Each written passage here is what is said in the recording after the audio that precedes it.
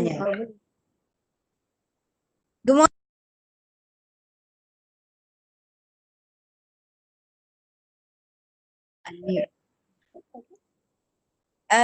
Good morning. Tak dengar apa-apa pun. Speakers on. Morning. Morning, ma'am. Yes, good morning, Dr. Lina. Lina. Can you hear me? Dr. Lina, yes. Can you hear me? Can you see me? Yes, very clear. Lina, I can Camera and your voice hear clear. you very clearly. Very clear, very cantik. My line is clear? Yes, your line is clear. Yes, well.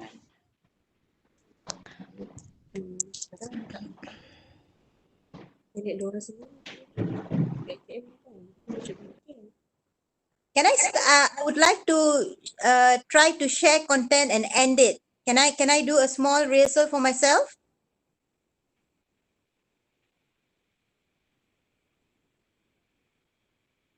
Tak dengar apa-apa pun ni. Hello? Lina, you look very cheerful. You are excited to present today, is it? Okay. But I can't hear you all, you know.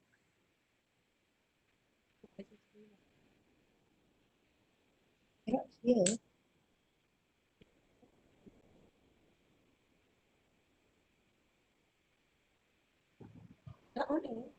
Okay, Dr. Lina, maybe you can try your slide sharing before we start this event.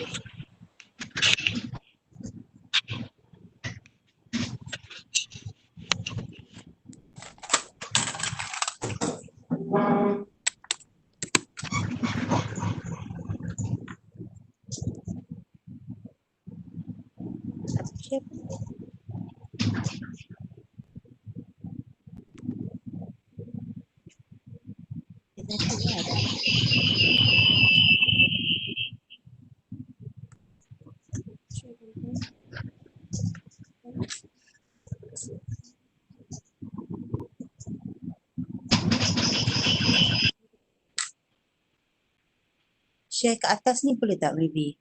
File.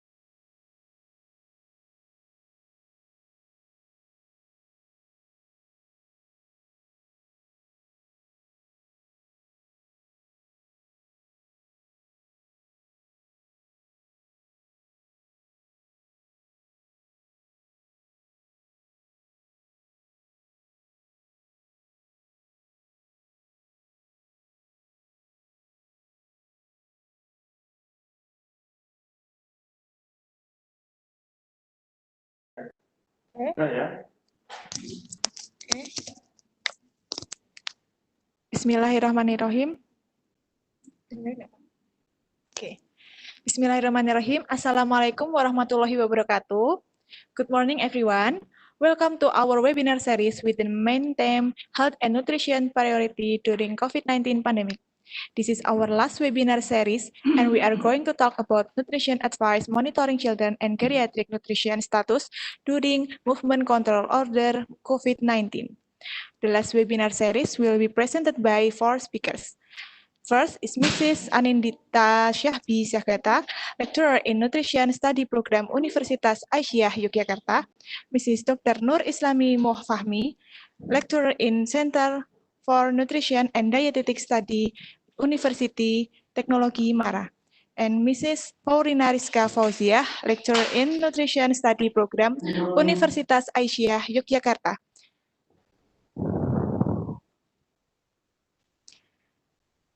And Mrs. Dr. Nalena Devi, Lecturer in Center for Nutrition and Dietetic Study University Teknologi Mara, and will be directed by Mr. Agung Nugroho, Lecturer in Nutrition Study Program Universitas Aisyah Yogyakarta. These are some information for today. For any question, please type in the Q&A box, and question will be answered at the end of session. And registration link for e-certificate will be given 50 minutes before closing ceremony ends. Dan untuk peserta Indonesia, e-certificate per series yang diikuti dapat diunduh setelah semua seri selesai melalui link yang sudah dibagikan saat webinar berlangsung.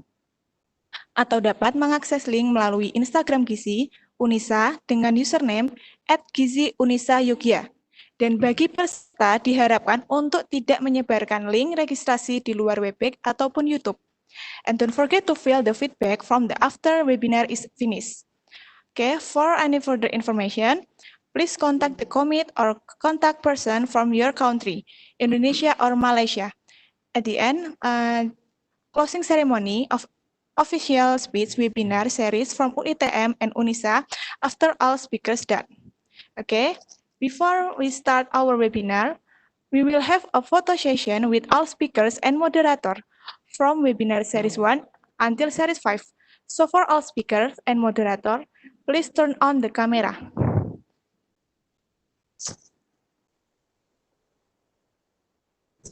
Okay, admin ready? My camera is now off. Maybe on setting for me. Camera for Faurina off. I can click on my Webex. I can search my icon camera that is not here. Icon video is not here.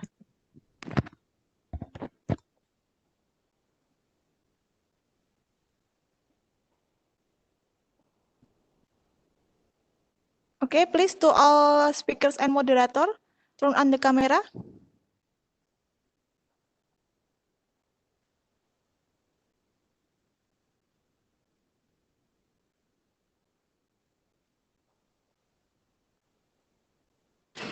Okay, ready?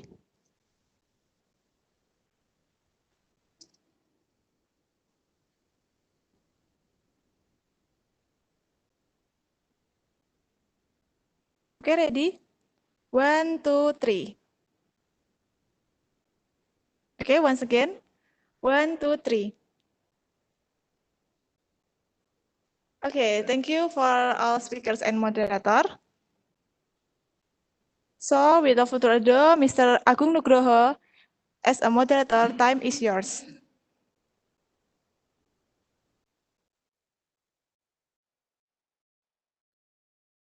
Thank you very much, Nabila. Is my voice clear? Okay. Assalamualaikum warahmatullahi wabarakatuh. Good morning, everyone. Selamat pagi, Sugeng Ejang. Hope all of you in the very perfect condition today.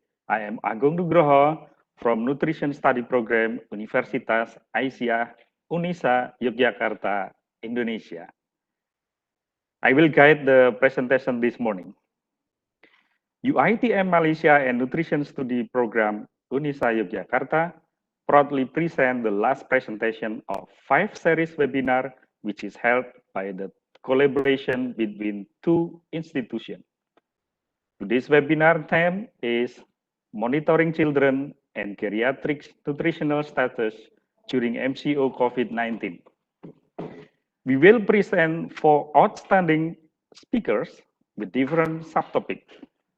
2 speakers from UiTM and 2 speakers from Nutrition Study Program UNISA. Before we start, to our first speaker, I will open this morning webinar by reading a pantun sent to me by Jarjit, a friend of Upin and Ipin. 2, 3 ayam berlari, semoga bisa mengikuti webinar dengan senang hati. Kak Ros dan Opa belanja batik. 4 presenter, semuanya cantik-cantik. Okay, now I will introduce our first speaker, a fully talented woman, Anindita Syahbi Syagata, Sarjana Gizi, Master of Public Health. She finished her Master at Faculty of Medicine, University Gadjah Mada, Yogyakarta in 2016. During her master study, she took master exchange also in Health Science, School of Health Science, University of Tampere, Finland, awarded with many academic recognition and conduct several researches. She will present monitoring nutritional status in elderly during COVID-19 pandemic. Anin, can you prepare your presentation? Okay. Anin, please start us with your information, and you have about 20 minutes. I hand over the time to you. Wedal Kaulo Sumangaraga. Ya, cek. Assalamualaikum warahmatullahi wabarakatuh. Bentar, Pak. Cek. Masuk ya.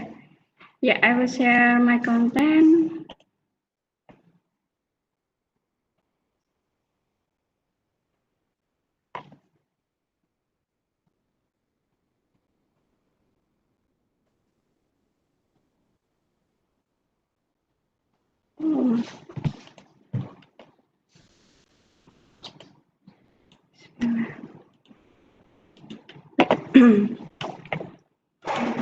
Yeah, did you already see my presentation? Yes. Miss Agung? Yeah. Sorry.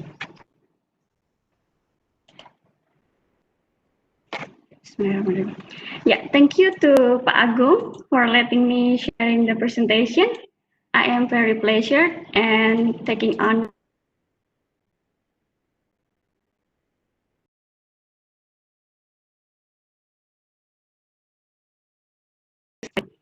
two big countries, Indonesia and Malaysia.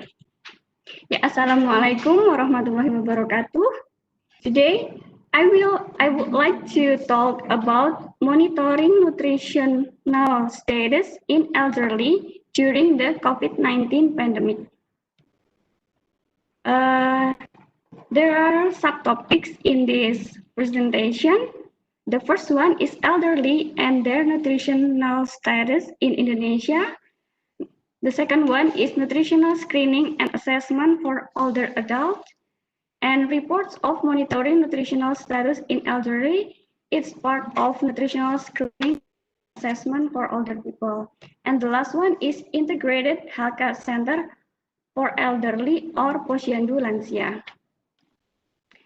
For the background, this is the elderly in Indonesia. We could see from the picture 2.1, this is the Indonesian society pyramid for 3 decades.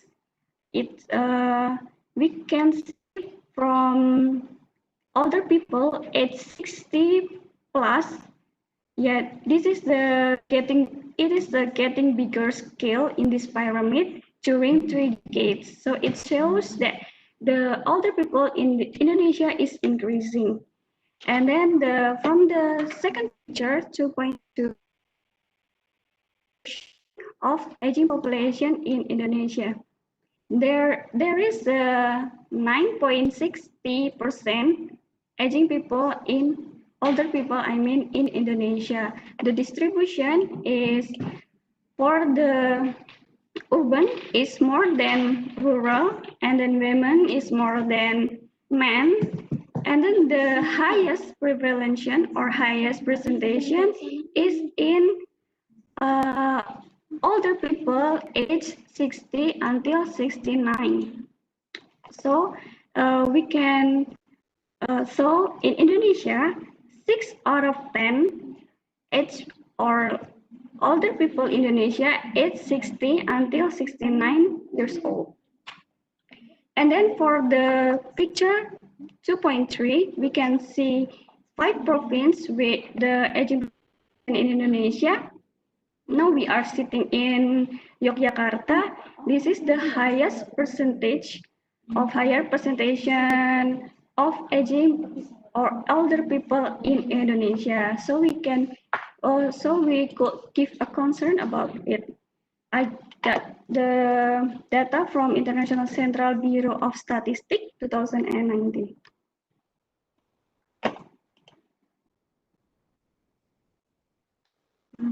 Sorry. Yeah. And then move to the prevalence of elderly malnutrition in Indonesia. I got the data from Arjuna et al. 2017. And we could see that 55% elderly in urban has malnutrition,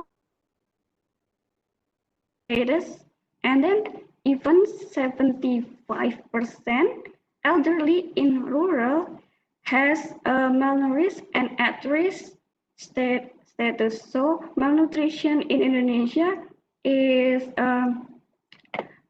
bigger in the rural area more than urban. And then the malnutrition status is more than well-nourished status.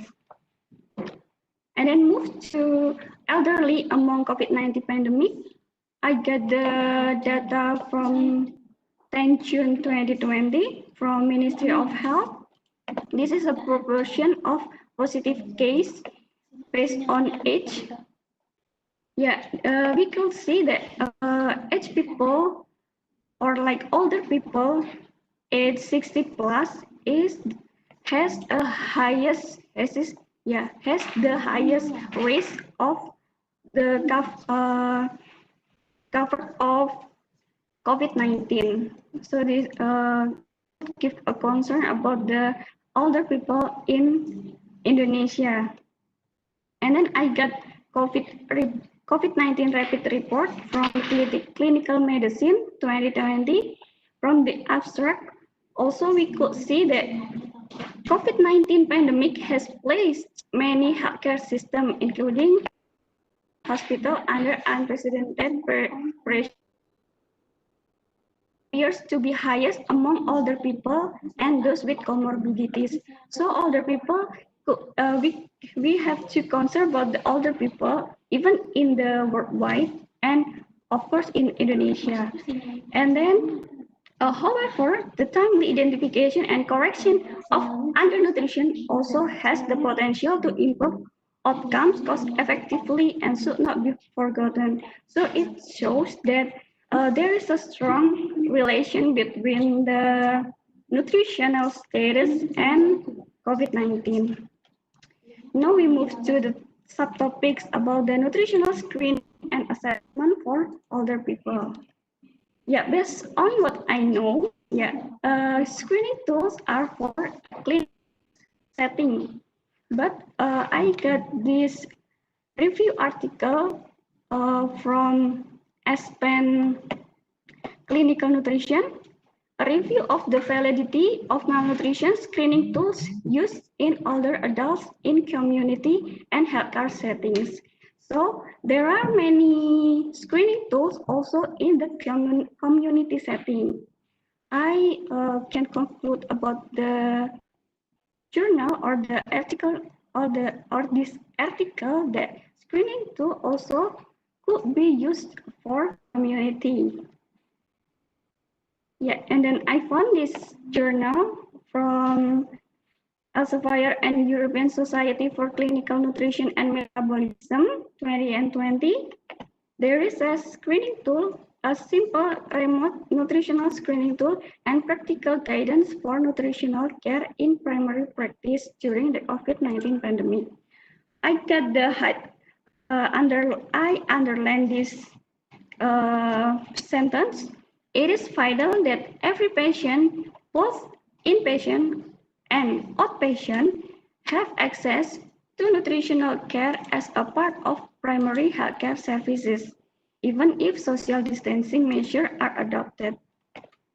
So this is the screening tool, a simple remote nutritional screening tool and practical guidance, their implementation into telemedicine process. Let's take a look about the screening tool, The name is RMAPP, Remote Consultation on Malnutrition in the Primary, a simple guide to assessing patient by video or voice call. So we can monitor, we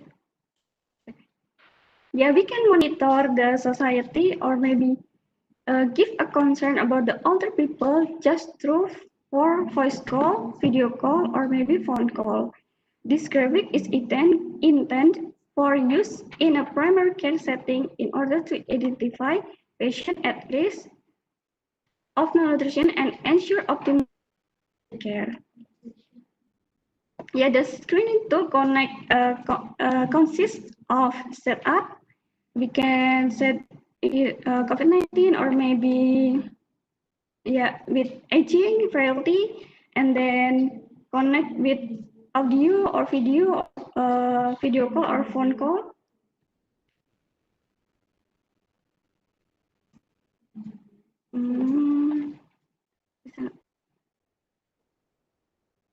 Yeah, this is the next for examination. This is the body part of the screening tool. It contains MUST, MUST, and SARCF. So the both screening tool combine to identify risk of malnutrition and muscle mass loss. We know that in aging people, sarcopenia or severe loss of muscle mass is really normal. So I got the term from Morley and Thomas 2007. Sarcopenia can be defined as severe loss of muscle mass that is related to aging. On the other hand, cachexia is excessive weight loss associated with disease. So, from this screening tool, we not just take a peek about the malnutrition condition from the one measurement. We combine with also muscle mass loss. So the SARCF is a rapid diagnosis test for sarcopenia based on 5 components, from strength, assistance with walking, rise from a chair, climb stairs, and falls. So it can a bit deeper about the malnutrition in the older people. And then this is the last from the screening action. So this is and also intervention. We can use it maybe for the screening tool for older people in Indonesia. And then move to nutritional assessment in elderly. Yeah, we know nutritional assessment contains A, B, C, D. Anthropometry, biochemical, clinical or physical function and functional assessment, and dietary assessment. I will give a point for anthropometry and dietary for today. Yeah, we know that biochemical is really important in measuring the nutritional status in elderly, but we for this COVID-19 pandemic, it's really hard to make it happen. So I concerned about the anthropometry and dietary. For the anthropometry, so based on so many measurement or so many methods in anthropometry, there is a BMI, mid-arm circumference, or we call it LILA, and then also arm muscle area.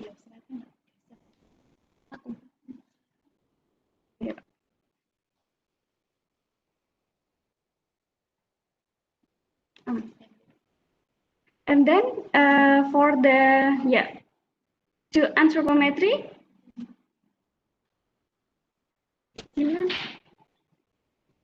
nggak share konten, share kontennya hilang. Oh ya, berarti sekarang share screen aja. Gimana cara share screen? Ini kan, kok nggak mau ya? More option. I'm sorry for the technical error. I cannot share my screen. Miss Farah, maybe could you help me?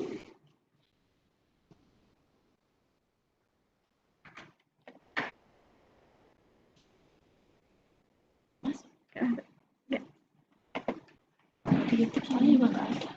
Nggak jalan. Okay.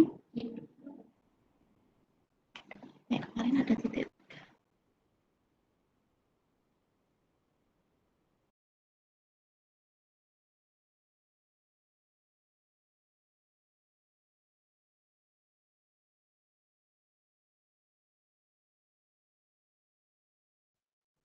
Sorry for the technical problem. Can you continue, Anil? Please try it again. Slide. Yeah. No, you can just continue with the slide.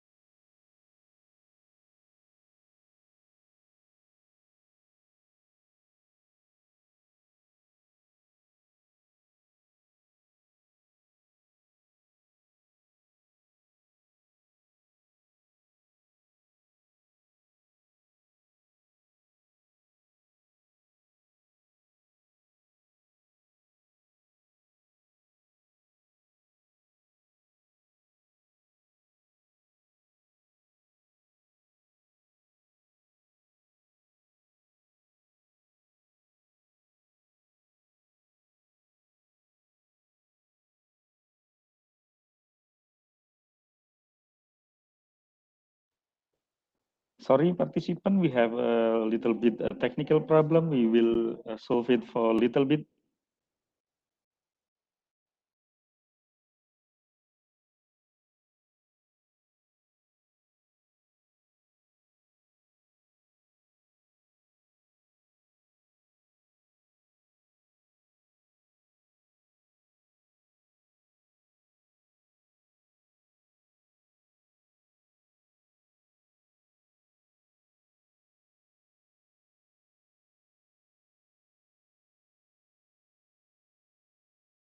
We still try to solving the problem with the bandwidth.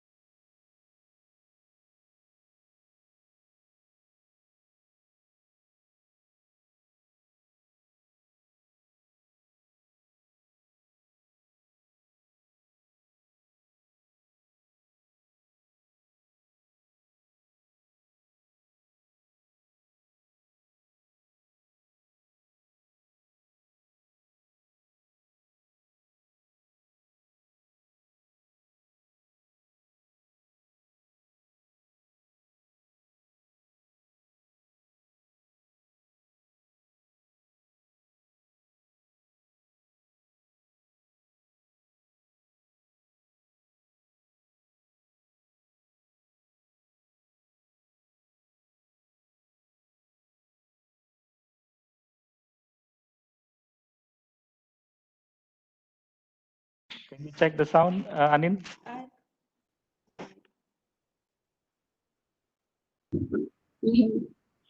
Check. Yeah. Okay. Now you can share the content. Yeah, I'm trying. I'm sorry due to technical error. Just technical error.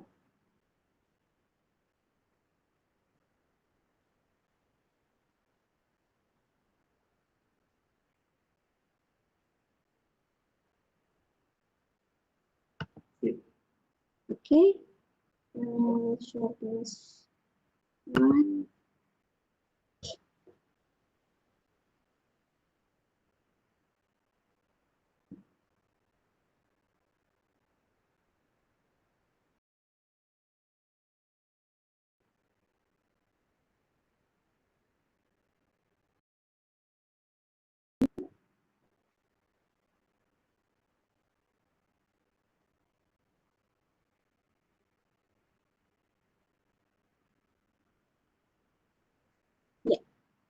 Yeah, I'm back again. I'm sorry that I can continue. Yeah, I can continue the slide. Maybe the last one is yeah, from the screening assessment, we can see there is a journal about the screening tool can be used also in the community, and then this is the highlight for the a relationship between the nutritional status and COVID-19. And then for the screening tool, I found the simple remote nutritional screening tool named RMAPP, Remote Malnutrition App, and then it can be conducted in the using phone call or video call. And then this is the examination using mask and then SARCF, yeah, and then this is the decision and action and intervention. And move to the nutritional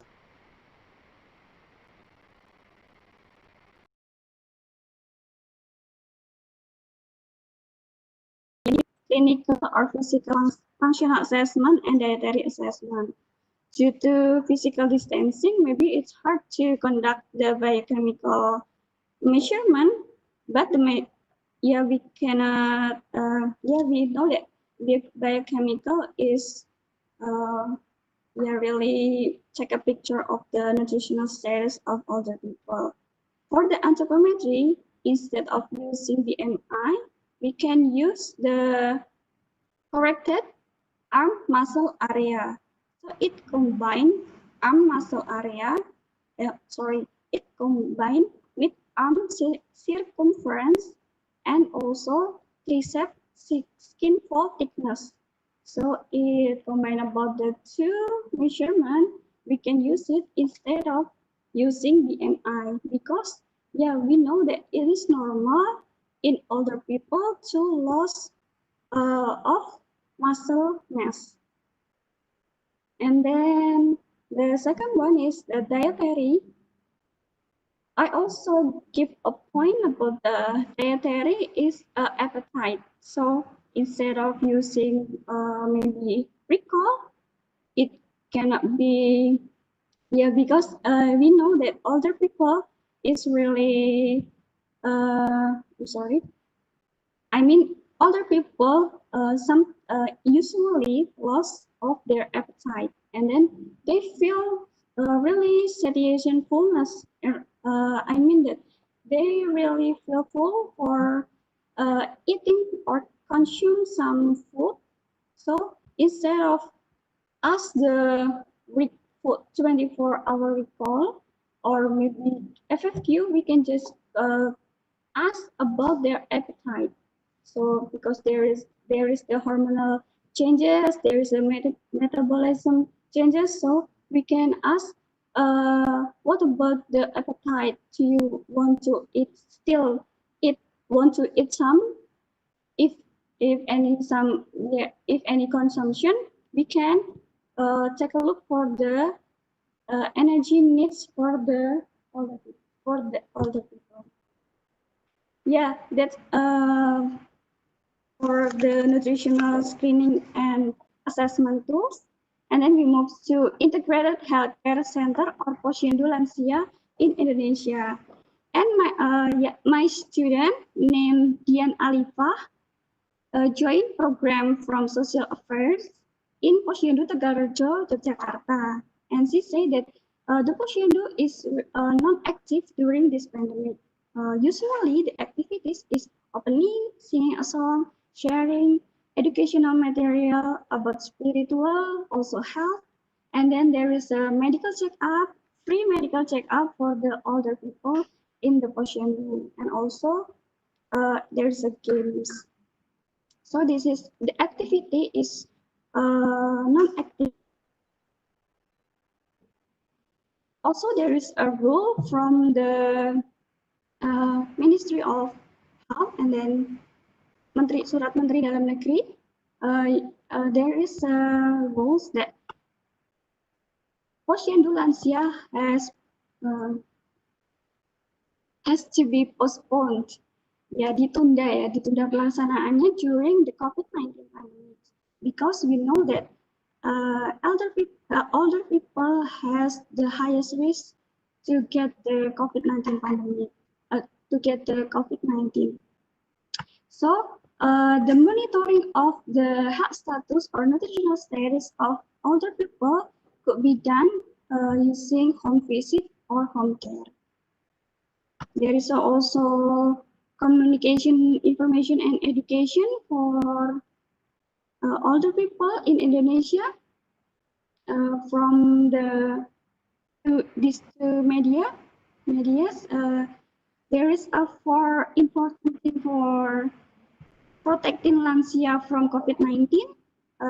The first one is using mask, and then the second one is wash hand regularly, and then the third one is 3 minutes more, okay?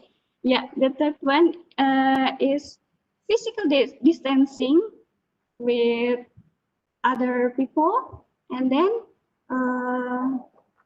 this one is jauhi keramaian or inhibit or protect the older people to visit the crowded place. Yeah, this is also from the Kementerian Pemberdayaan Perempuan dan Perlindungan Anak. Is about the protecting older people, but this is in general. So we can also get this media for giving education for older people. Yeah. From all my presentation today, here is the conclusion.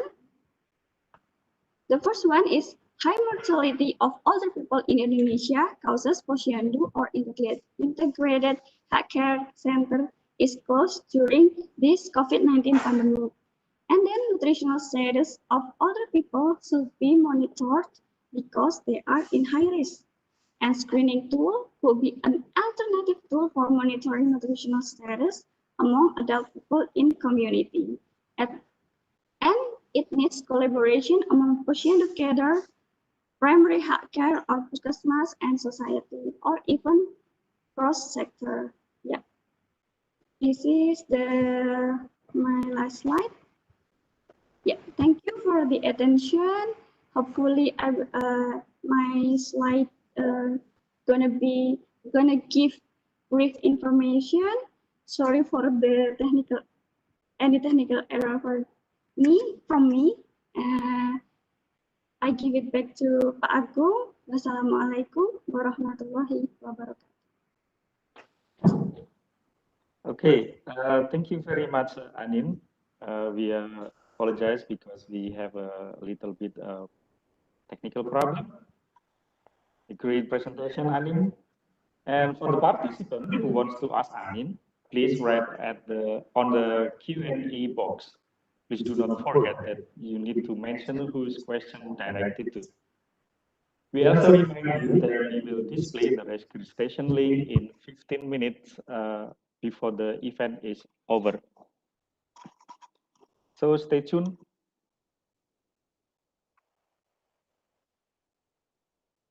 Stay tuned and don't go anywhere or you are going to miss it. Kami mengingatkan kepada para peserta sekalian bahwa link pendaftaran akan kami bagikan 15 menit sebelum acara berakhir. Jadi, tetaplah bersama kami dan jangan kemana-mana agar tidak terlewat. Okay, now we will present the second speaker, the energetic woman, Dr. Nur Islami Muhammad Fahmi Teng. Please correct me if I'm wrong, Dr. Nur Islami.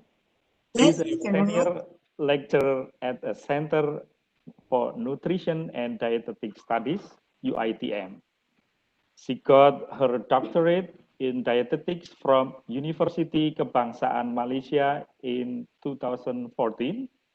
And now she is a holding postgraduate coordinator. Community and clinical nutrition, geriatric nutrition, and adult nutrition is her expertise.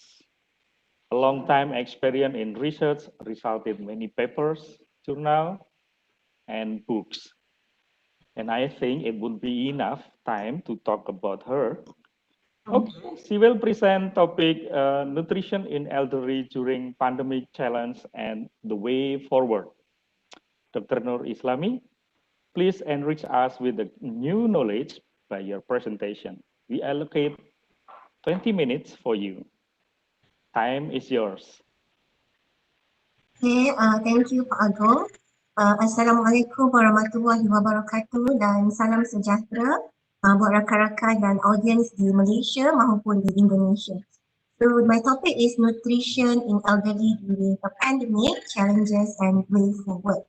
So we know that COVID-19 is a respiratory disease caused by the novel coronavirus that has reached pandemic status. So while COVID-19 affects all groups, the severe pathology and mortality was reported highest in the elderly. So the COVID-19 disease in itself has hit older adults harder than other age groups. Older adults are more likely to have underlying conditions such as cardiovascular disease, diabetes or respiratory illness. The comorbidities that we know raise the risk of severe COVID-19 and COVID-19 related deaths. In addition, a likely weaker immune system make it harder for older adults to fight off infection. As a result, the impact on elderly is notable. According to World Health Organization, WHO data from April 2020, more than 95% of COVID-19 deaths were among people over 60 years of age. This figure shows the schematic representation of individual risk management strategies to reduce the risk of virus.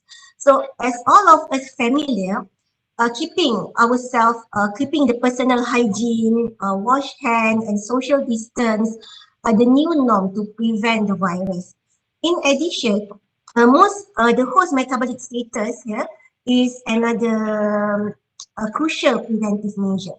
So the elderly are more prone to infection, including respiratory disease compared to young people, while accompanied by increased mortality rate.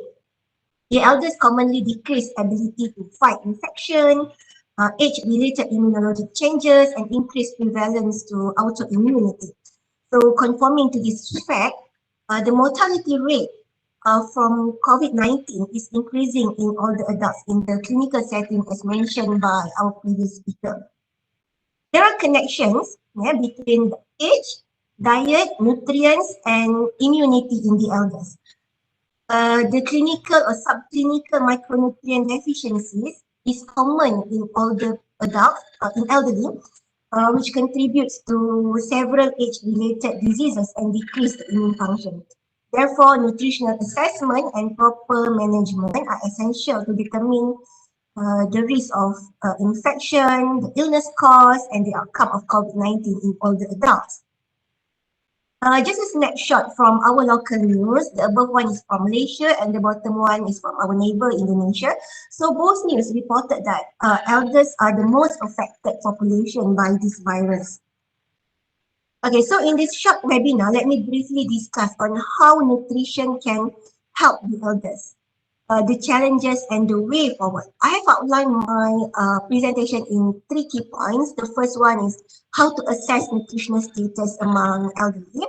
And then second one is the nutritional needs. And last one is eating lifestyle for optimal health in elderly. Okay, the first point is assessing nutritional status. There are specific reasons why the nutritional status of patients and the general population may be particularly at risk during the COVID-19 outbreak. And this can be classified into 3 phases. And the first phase is societal. So in Malaysia, we started the national MCO on 18 March, the Perintah Kawalan Pergerakan on 18 March. And during this period, all but essential journeys prohibited. And while some are together with their family and loved one without any difficulties, there are many other vulnerable groups. Some were stuck somewhere, some were alone, and many face economic issues. And this include the elderly, maybe our parents, maybe our grandparents, they are stuck somewhere in another part of the country. So those with reduced incomes and financially vulnerable may opt for cheaper food items that somehow have lower nutritional value.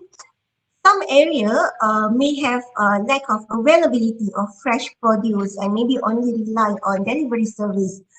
So when there is limited access, how nutritious is their choice? So, and the second phase actually it relates to the challenges faced once patients are admitted to general hospitals wards.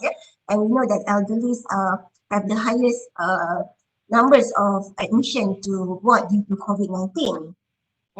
So this is one article published regarding malnutrition assessment among elderly patients admitted due to COVID-19 in China.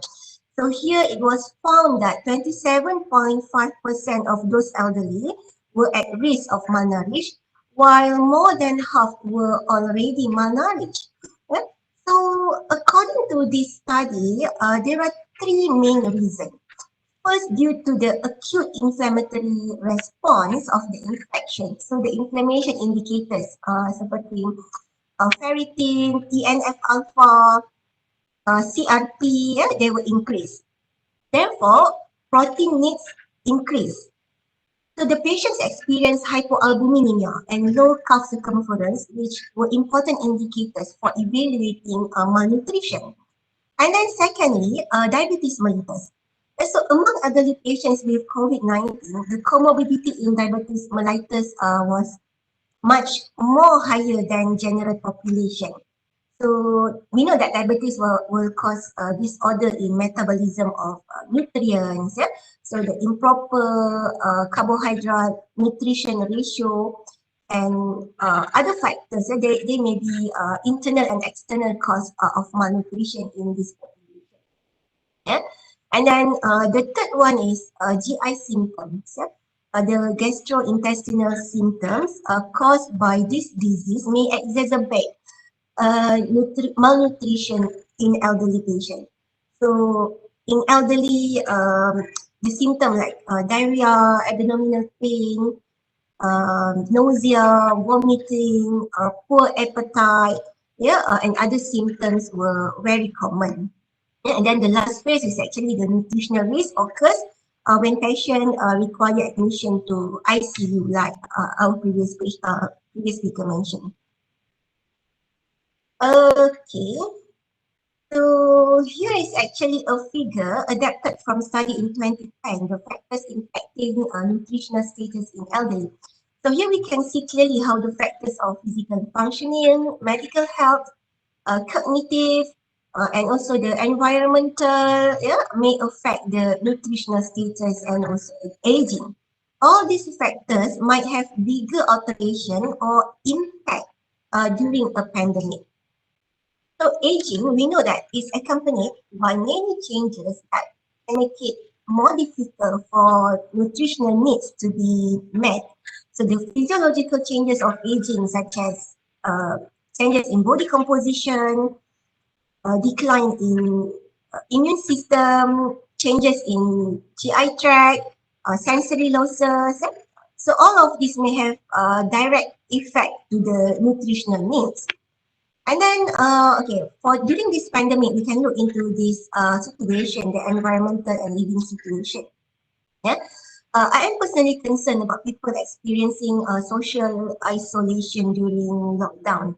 Yeah, so the elders may not be able to have visitors, and even their children cannot come home.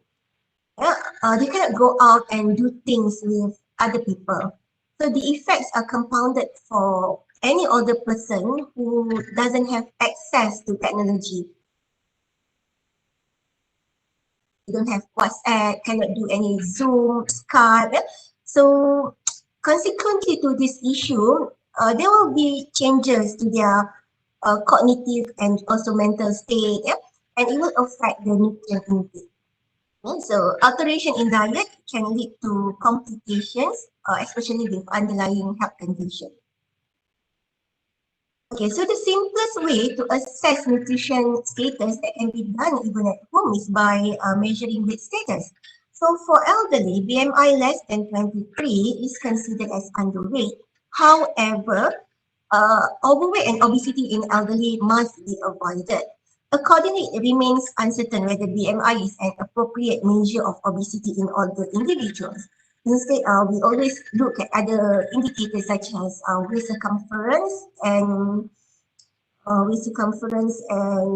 measurement of body composition may be more important and accurate rather than BMI. However, this is the easiest way to determine nutritional status. Yeah? And then unintended weight loss in elderly is worrying. A detailed assessment and intervention is needed if there is more than 5% weight loss in 1 month, more than 7.5% in 3 months, or more than 10% in 6 months. So now we are after 3 months of pandemic of COVID-19. So we need to check on our elders. Is there any changes during this period?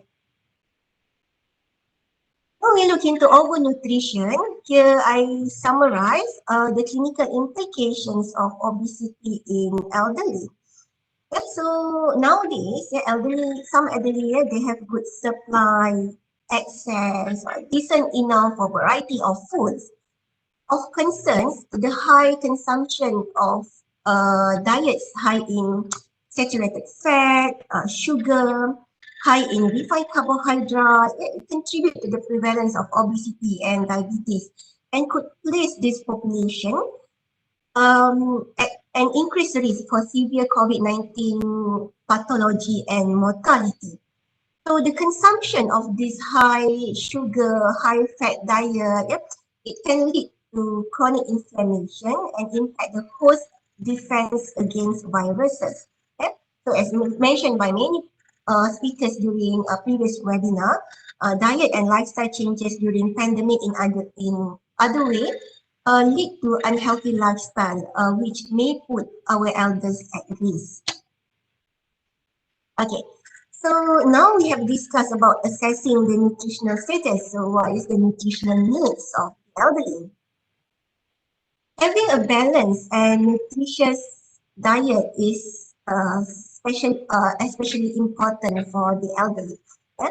So water, drink water, drink water, drink water. Yeah, water, dehydration is a form of malnutrition. So please ensure adequate water intake.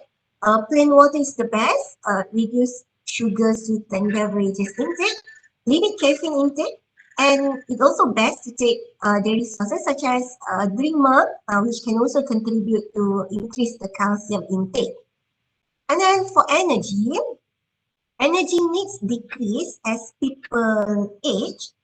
This is due to decreased activity level, decreased metabolic rate, decreased muscle tone.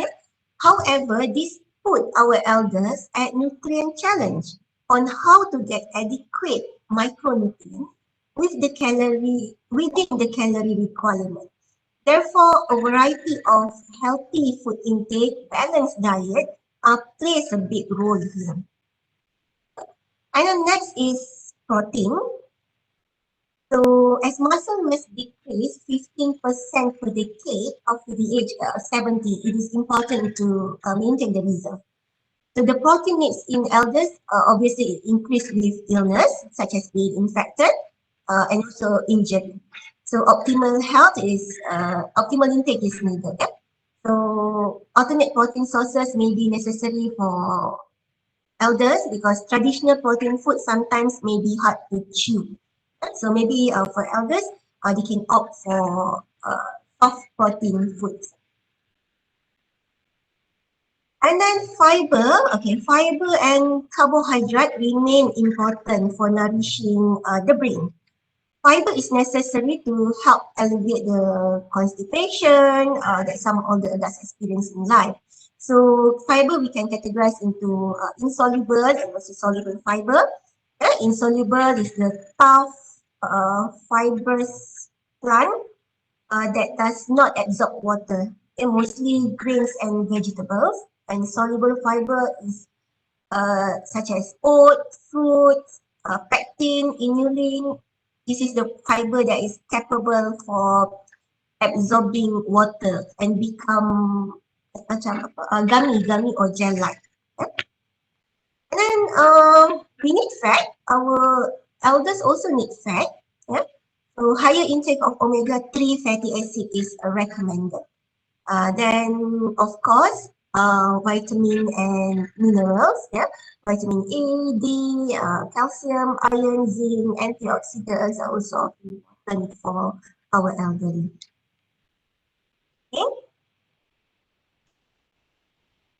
Okay, by following a good eating lifestyle, so our elders can meet the nutritional needs as explained previously. Okay, so for elderly, they can adhere to these general eating patterns, such as adhering to the dietary guideline, food pyramid, and also healthy plate model. This is just a summary of Malaysia dietary guidelines. Yeah, so listed here is all the key message of the guideline. Yeah, so ensure we eat a variety of foods within the recommended intake, maintain body weight in healthy range, and be physically active every day. Okay. This is the picture of food pyramid. I believe that food pyramid in Malaysia and Indonesia is just about the same. Yeah? And then this is the famous plate, yeah, our tagline, suku-suku separuh. So kita makan suku nasi ya ataupun suku bijirin, suku protein dan juga separuh daripada pinggan adalah buah-buahan dan juga sayur-sayuran. Okay. I would love to highlight here actually about nutrition and longevity. So in some part of the world, such as in Japan or in the Mediterranean, the elders, they live longer while still being healthy. Studies have shown that their nutrition really play a significant role. So Mediterranean diet has been suggested to improve the overall nutrition and quality of life of elders. So if we look at this pyramid, the Mediterranean diet consists of high vegetable, fruits, nuts, fish, or also olive oil intake. At least twice a week, there is consumption of high omega-3 product. And then drink water daily, and of course, be physically active under the significant lifestyle. So, semamanya telah terbukti penduduk di Mediterranean sana yang mengamalkan diet sebegini, mereka hidup lebih lama, dan walaupun mereka hidup lama, hak kesihatan mereka and then cognitive function, their cognitive function is still working very good. And then other than that, other than practicing regular nutritious meals and then weight control, a study in Malaysia also suggested that intermittent fasting, this is in the practice of Muslim Sunnah fasting, adhere to Islamic ritual may help the elders with cognitive and quality of life.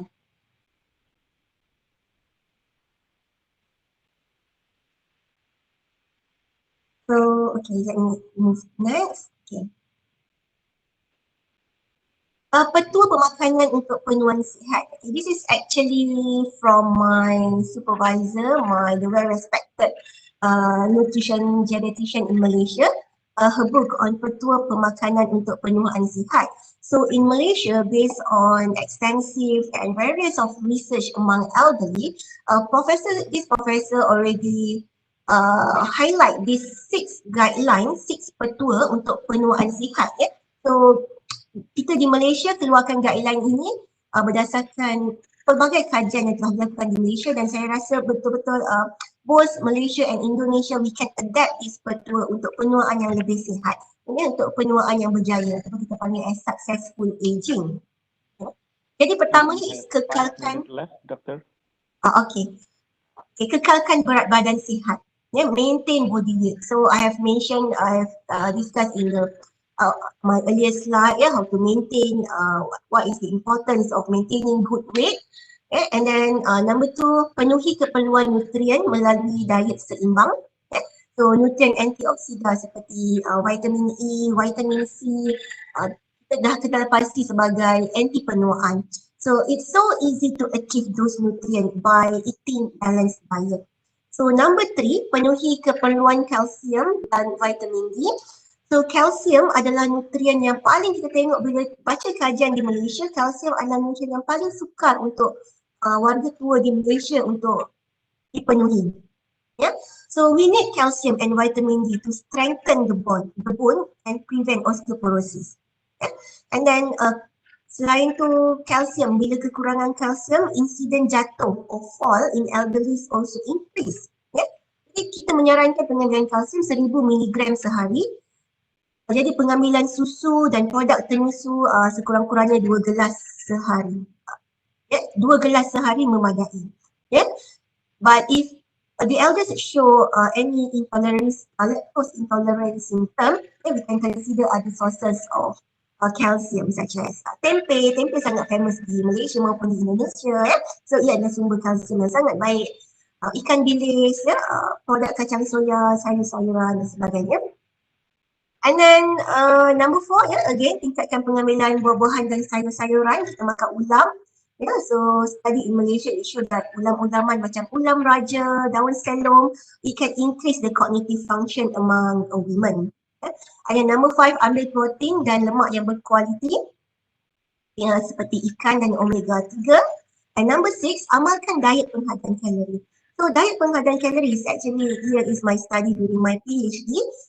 Back in 2011, we already studied about intermittent fasting. Intermittent fasting yang sekarang ni, yang baru-baru ini pernah popular untuk diet untuk turunkan berat badan. So intermittent fasting here is in the term of puasa sunat Isnin dan Khamis untuk Muslim lah.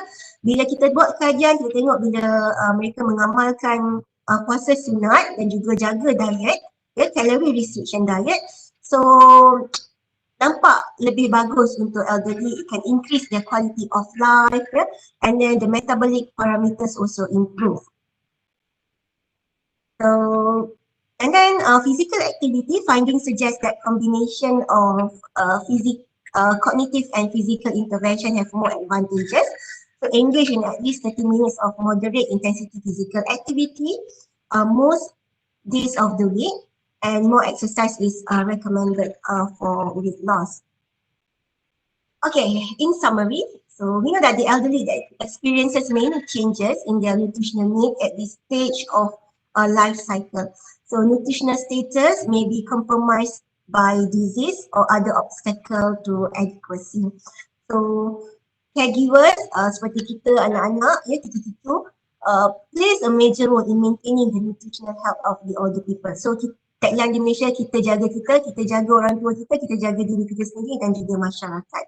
So with that, I thank the organizer for giving me this opportunity to just simply brief my limited knowledge. So Assalamualaikum warahmatullahi wabarakatuh. I pass the session back to Pak Angku. Terima kasih.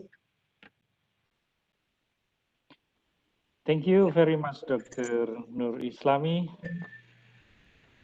It's an interesting topic. And I will summarize a little bit from the two presenters. From the first presenter, I can conclude that nutritional status for the older people should be monitored because they are in high risk. But also we have a challenge because many of health services is closed. But also because older people in a high risk of getting a virus. And related to adequacy of micronutrient is still also a problem for the older people, but a healthy lifestyle can be applied daily by following the guideline of the diet as applied also right now in Indonesia and Malaysia, which is similar, and intermittent fasting also can be combined with the physical activity. Yeah. And before we step to the next speaker, the third speaker, well, wait a minute, I need to inform again to the participant. For you who's still curious with the presentation from the two previous speakers, once again, you can ask them to write your question in the question at Q&A box, and we will choose your question later on. Wait a minute, it seems that Visi memanggil Atu Dalang. Tuh Atu. Dua presentasi tadi benar-benar tidak membuat kantuk. Okay, great. Hope all of you enjoy the first and the second presentation. Now we move to the third speaker. We will invite Ms. Faurina Rika Fauzia, Sarjana Gizi, Master of Public Health. She's a hard worker woman in our nutrition study program. She's graduated from Faculty of Public Health, Gajah Mada University, 2019. Active in several organizations. Now, let's see, running 4 research this year, while coordinating some activities in UNISA. Now you can imagine how busy she is. She will discuss another interesting topic, strengthening child nutrition in MCO during COVID-19. Ms. Faurina, please renew our knowledge by your presentation. Kulo cawasi wedal kalih doso menit. I give you 20 minutes and time is yours. Sumangga.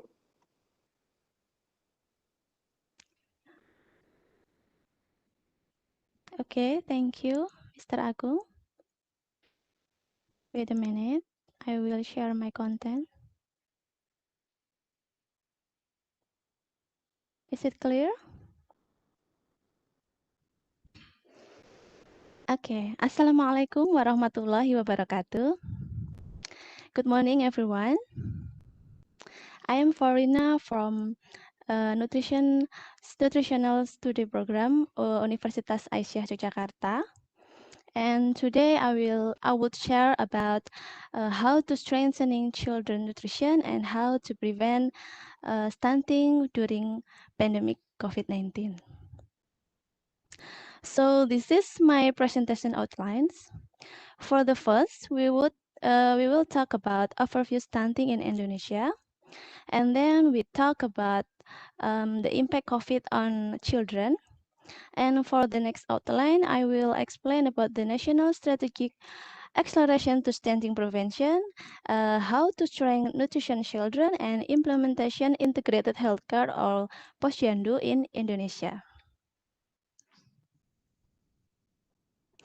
Indonesia was a prime example of the triple burden of malnutrition even before the COVID-19 pandemic.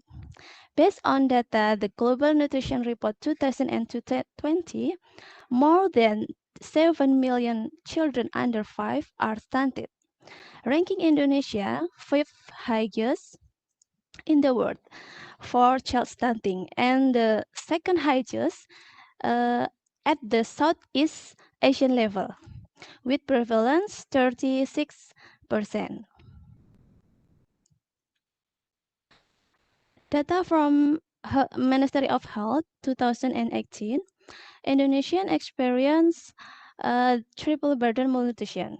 More than 2 million children under 5 years suffer from severe wasting, while another 2 million are overweight or obese.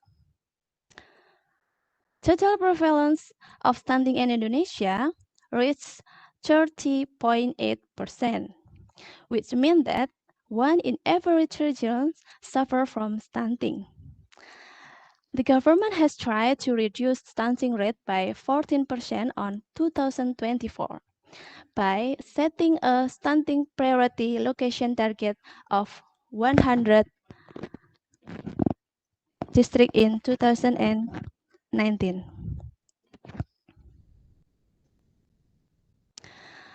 Stunting is the impaired growth and development that children experience from poor nutrition, repeated infection, and inadequate psychosocial stimulation. Children are defined as stunted if their height for age is more than 2 standard deviation below the WHO median. This picture describes about conceptual framework for examining determination stunting. The immediate causes of stunting are lack of food nutrition, and increased nutritional requirement due to infectious disease. And the underlying determinants consist of access to food, maternal and child care, water sanitation, and health service. Based on the framework, collaboration and coordination for multi-sector is needed in the stunting prevention process. To reduce the stunting rate, the government determined 3 priorities. There are target priority, intervention priority, and location focus priority. In this slide, I will explain with bahasa. Berdasarkan data Riskesdas tahun 2013 dan 2018, Indonesia menghadapi tantangan yang cukup berat dalam mengatasi stunting. Yang pertama yaitu tentang cakupan konsumsi tablet tambah darah pada remaja putri yang masih sangat kurang. Kemudian terjadi kenaikan angka anemia pada ibu hamil pada tahun 2018 yaitu sekitar 48,9%. Kemudian terdapat peningkatan angka anak yang lahir dengan berat badan lahir rendah dan dengan panjang badan lahir yang kurang dari 48 cm. Dan kemudian adanya penurunan jumlah ASI eksklusif di tahun 2018 sekitar 37%. Kemudian cakupan suplementasi vitamin A yang hanya sekitar 50%. Kemudian kemudian imunisasi pemberian imunisasi yang masih kurang sekitar 50%. Artinya sebelum kita menghadapi pandemi ini, Indonesia sudah harus menghadapi bagaimana caranya untuk mengatasi supaya stunting ini tidak semakin meningkat. Sehingga kendala-kendala ini harapannya kita bisa lebih waspada. Okay. After we know that condition, and then what happens when Indonesia occurs pandemic COVID-19? Okay, yesterday, data from infeksiemerging.kemenkes.go.id show that total of COVID confirmation 19 are 50,000 person.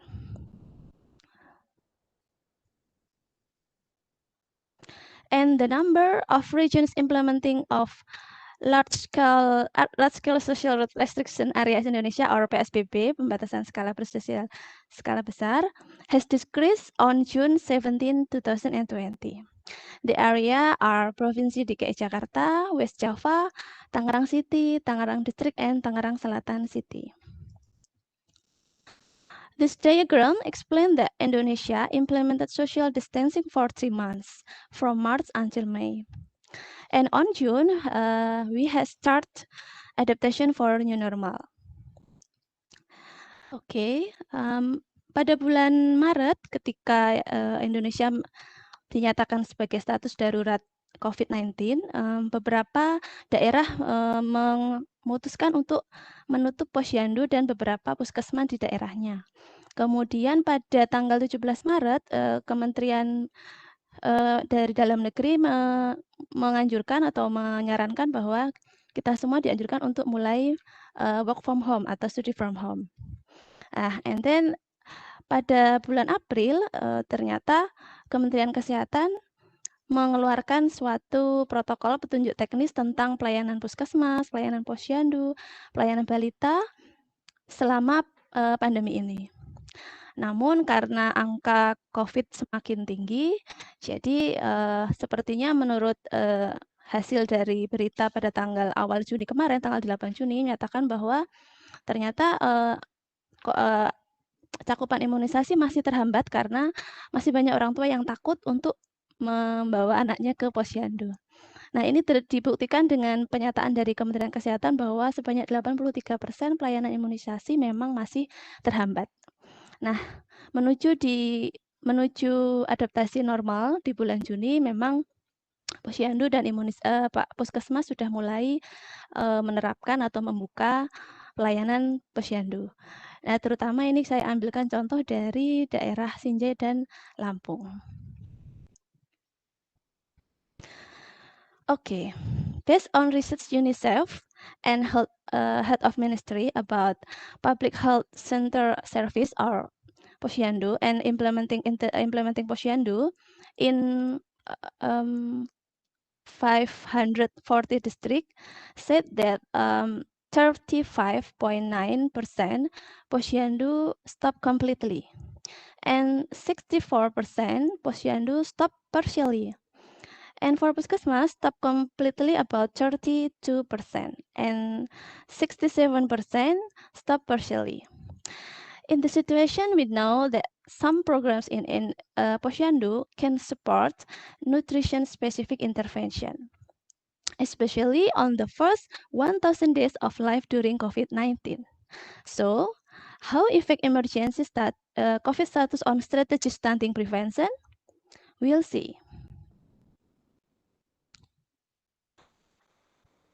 Dampak dari social distancing sejak bulan Maret tahun 2020 telah terjadi beberapa penundaan layanan posyandu, mulai dari kelas ibu hamil, konsultasi gizi, dan layanan kesehatan umum lainnya. Selain itu, dampak lain dari social distancing adalah kenaikan dari bahan pangan, sehingga menyebabkan beberapa tingkat masyarakat yang kekurangan mendapatkan akses makanan yang bernutrisi. Kemudian dampak lain yaitu adalah pengangguran. Banyaknya pengangguran sehingga kesejahteraan masyarakat pun menurun. Hal ini akan berdampak pada akses pelayanan kesehatan yang juga menurun.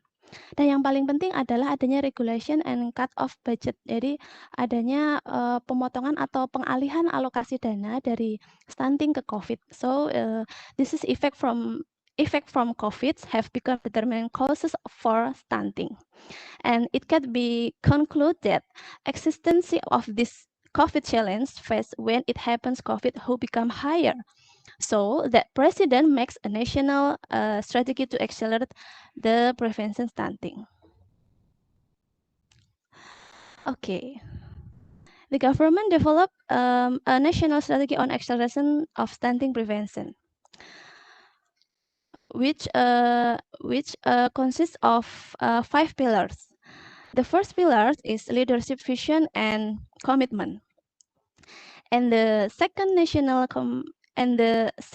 pillar is national campaign and behavior change. And the third pillar is convergence and coordination all levels. And the fourth, nutrition is food resilience. And the 5 pillars and the last pillars are monitoring evaluation.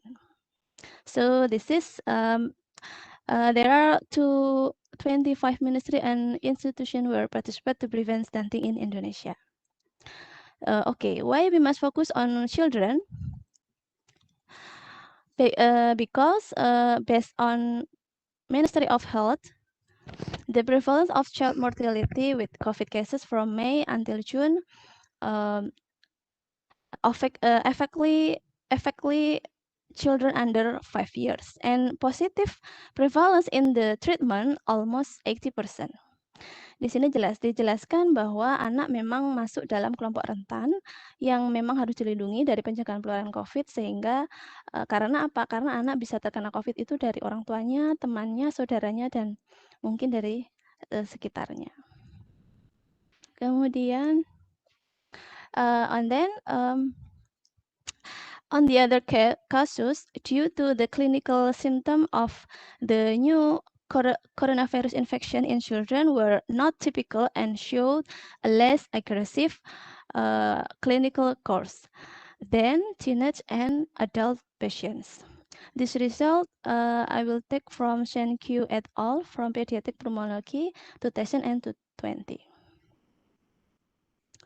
This journal explain about evolution the immune system in human from infancy to old age on pandemic influenza.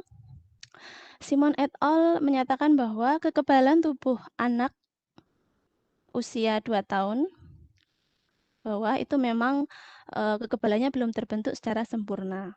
Sehingga ketika terjadi pandemi, angka kematian ketika terjadi pandemi influenza, angka kematian pada anak cukup tinggi. Begitu juga ketika usia lansia atau di atas 60 tahun. Ternyata di sini dijelaskan bahwa sistem kekebalan tubuh pada lansia mulai menurun di usia tersebut, sehingga kemungkinan terjadi kematian akibat pandemi influenza pun juga tinggi.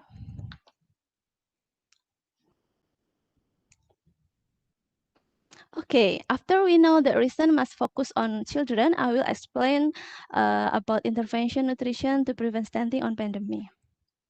The first, we can start eating food healthy, complete and balanced for pregnant mother. During pregnancy, iron and folate acid supplementation, it can prevent anemia of pregnant women and to prevent low birth weight. And zinc and omega fatty acid supplementation can support from 25% of children's brains developed during pregnancy and up to 80% before the age of 2 years. In 1 year old, about 50 until 60% of daily calorie intake is used for brain metabolism because underweight can cause low intelligence. Okay, and then second intervention is exclusive breastfeeding. WHO recommends exclusive breastfeeding be given the first 6 months and then continue until the child 2 years old. Okay, from this picture can describe fat content in breast milk is almost the same as the fat needs in the infant brain. Jadi sebenarnya kebutuhan zat gizi yang ada di ASI itu memang hampir bisa memenuhi nutrisi yang ada dalam otak sekitar 60%. And the third intervention is complementary feeding. Why we must giving on 1 month.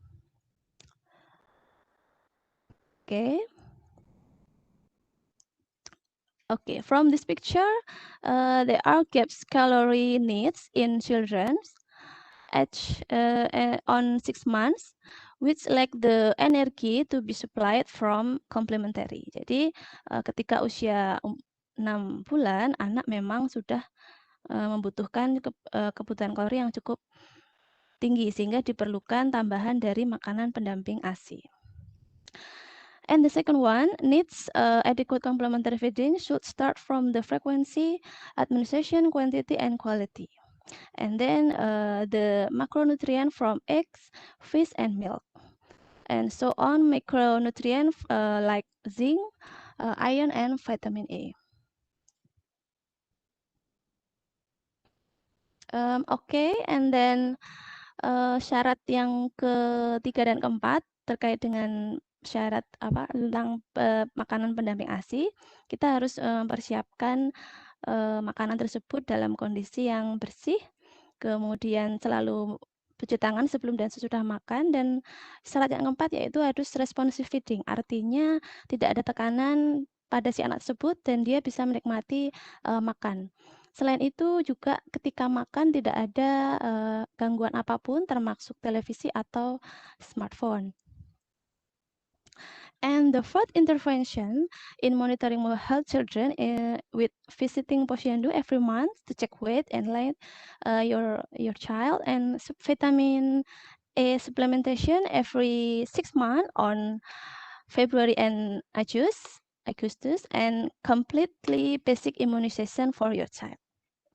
Oke, ini adalah anjuran atau infografis dari Pusat Krisis Kesehatan tentang pelaksanaan posyandu di daerah non PSBB atau yang untuk yang PSBB. Kalau untuk yang PSBB memang disarankan untuk memberikan pelayanan gizi kepada ibu hamil yang berisiko tinggi, anak yang berisiko tinggi, balita, dan juga mungkin lansia.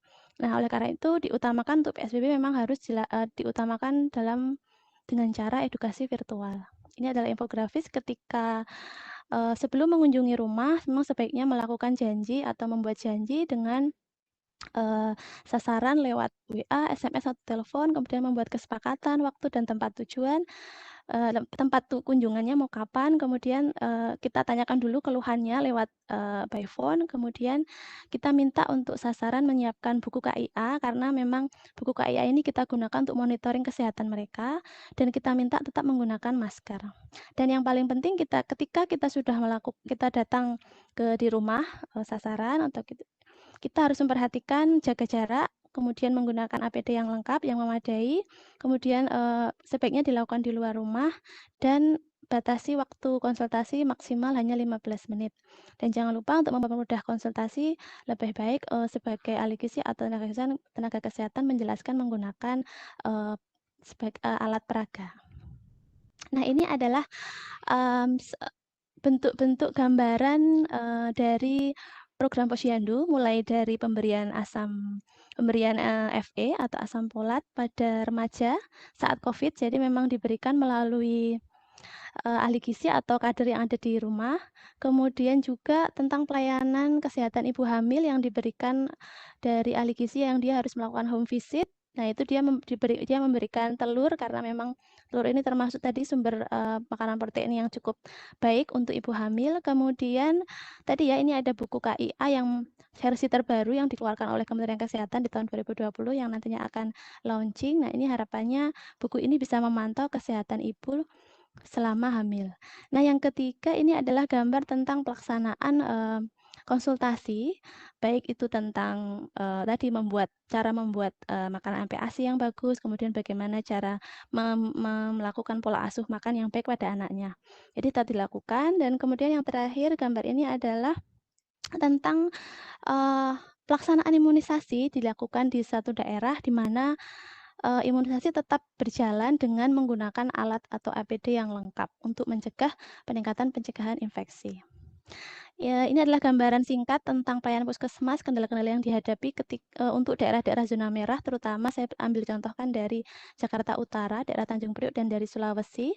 Nah, ini memang beberapa posyandu mengalami penundaan, dan banyak yang takut mengalami penolakan, sehingga tidak bisa tidak dapat melakukan pengukuran balita di masa-masa WFH itu.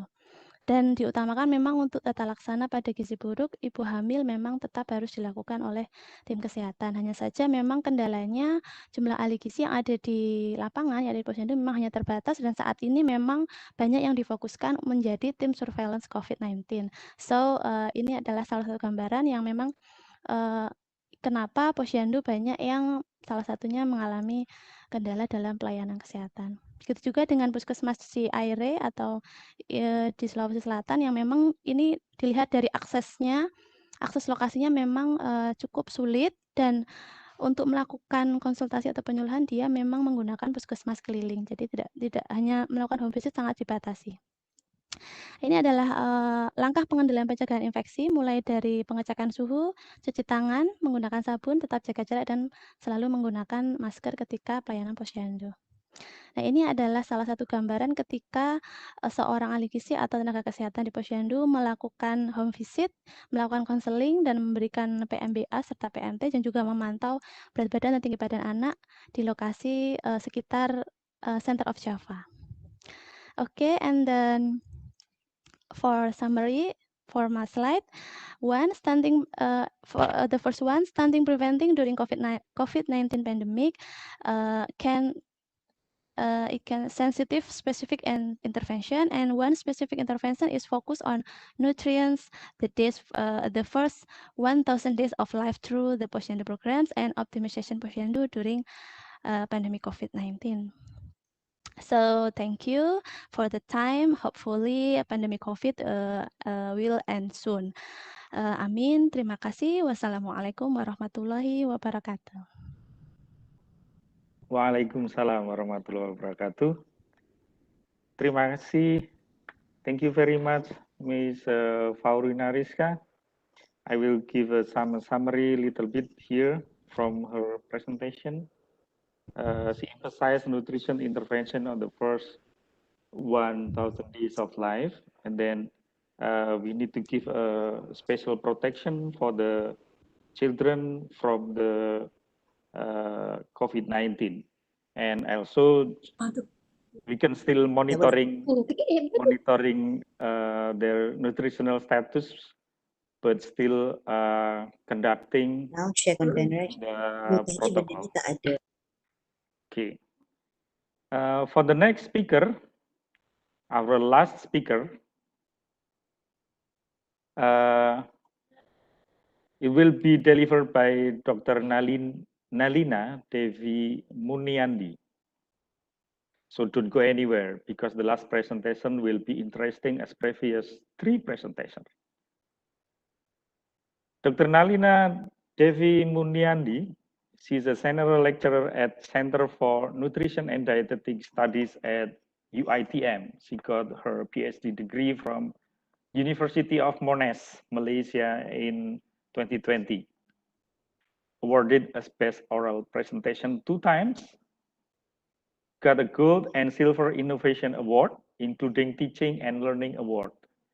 As a researcher, she produces many paper journals, book, and as a reviewer on Malaysian Journal Nutrition, also Journal of Health Population and Nutrition. And obviously, activities on teaching and mentoring. Dr. Nalina, are you ready with your presentation? Hello? Dr. Hello? Nalin? Okay. All right, thank Are you you. ready with your presentation? Yes, I am. I'm trying to connect. Okay. All right. Please boost us. Please boost our spirit by your presentation. All right. Just like another presenter, you also have 20 minutes, and time is yours.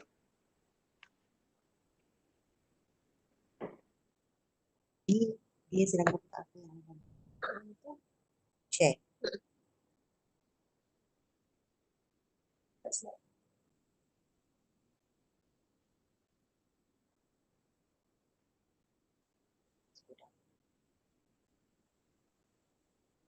All right.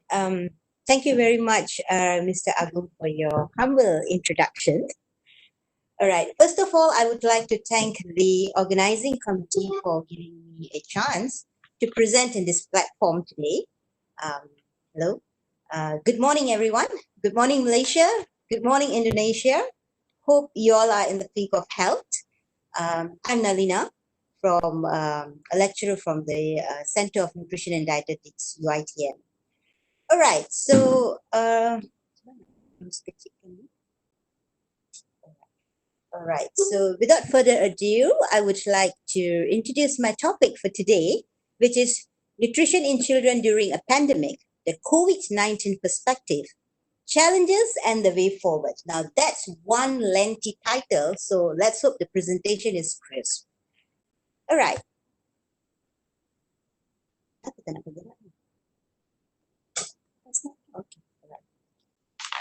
All right, so these are my contents of my presentation.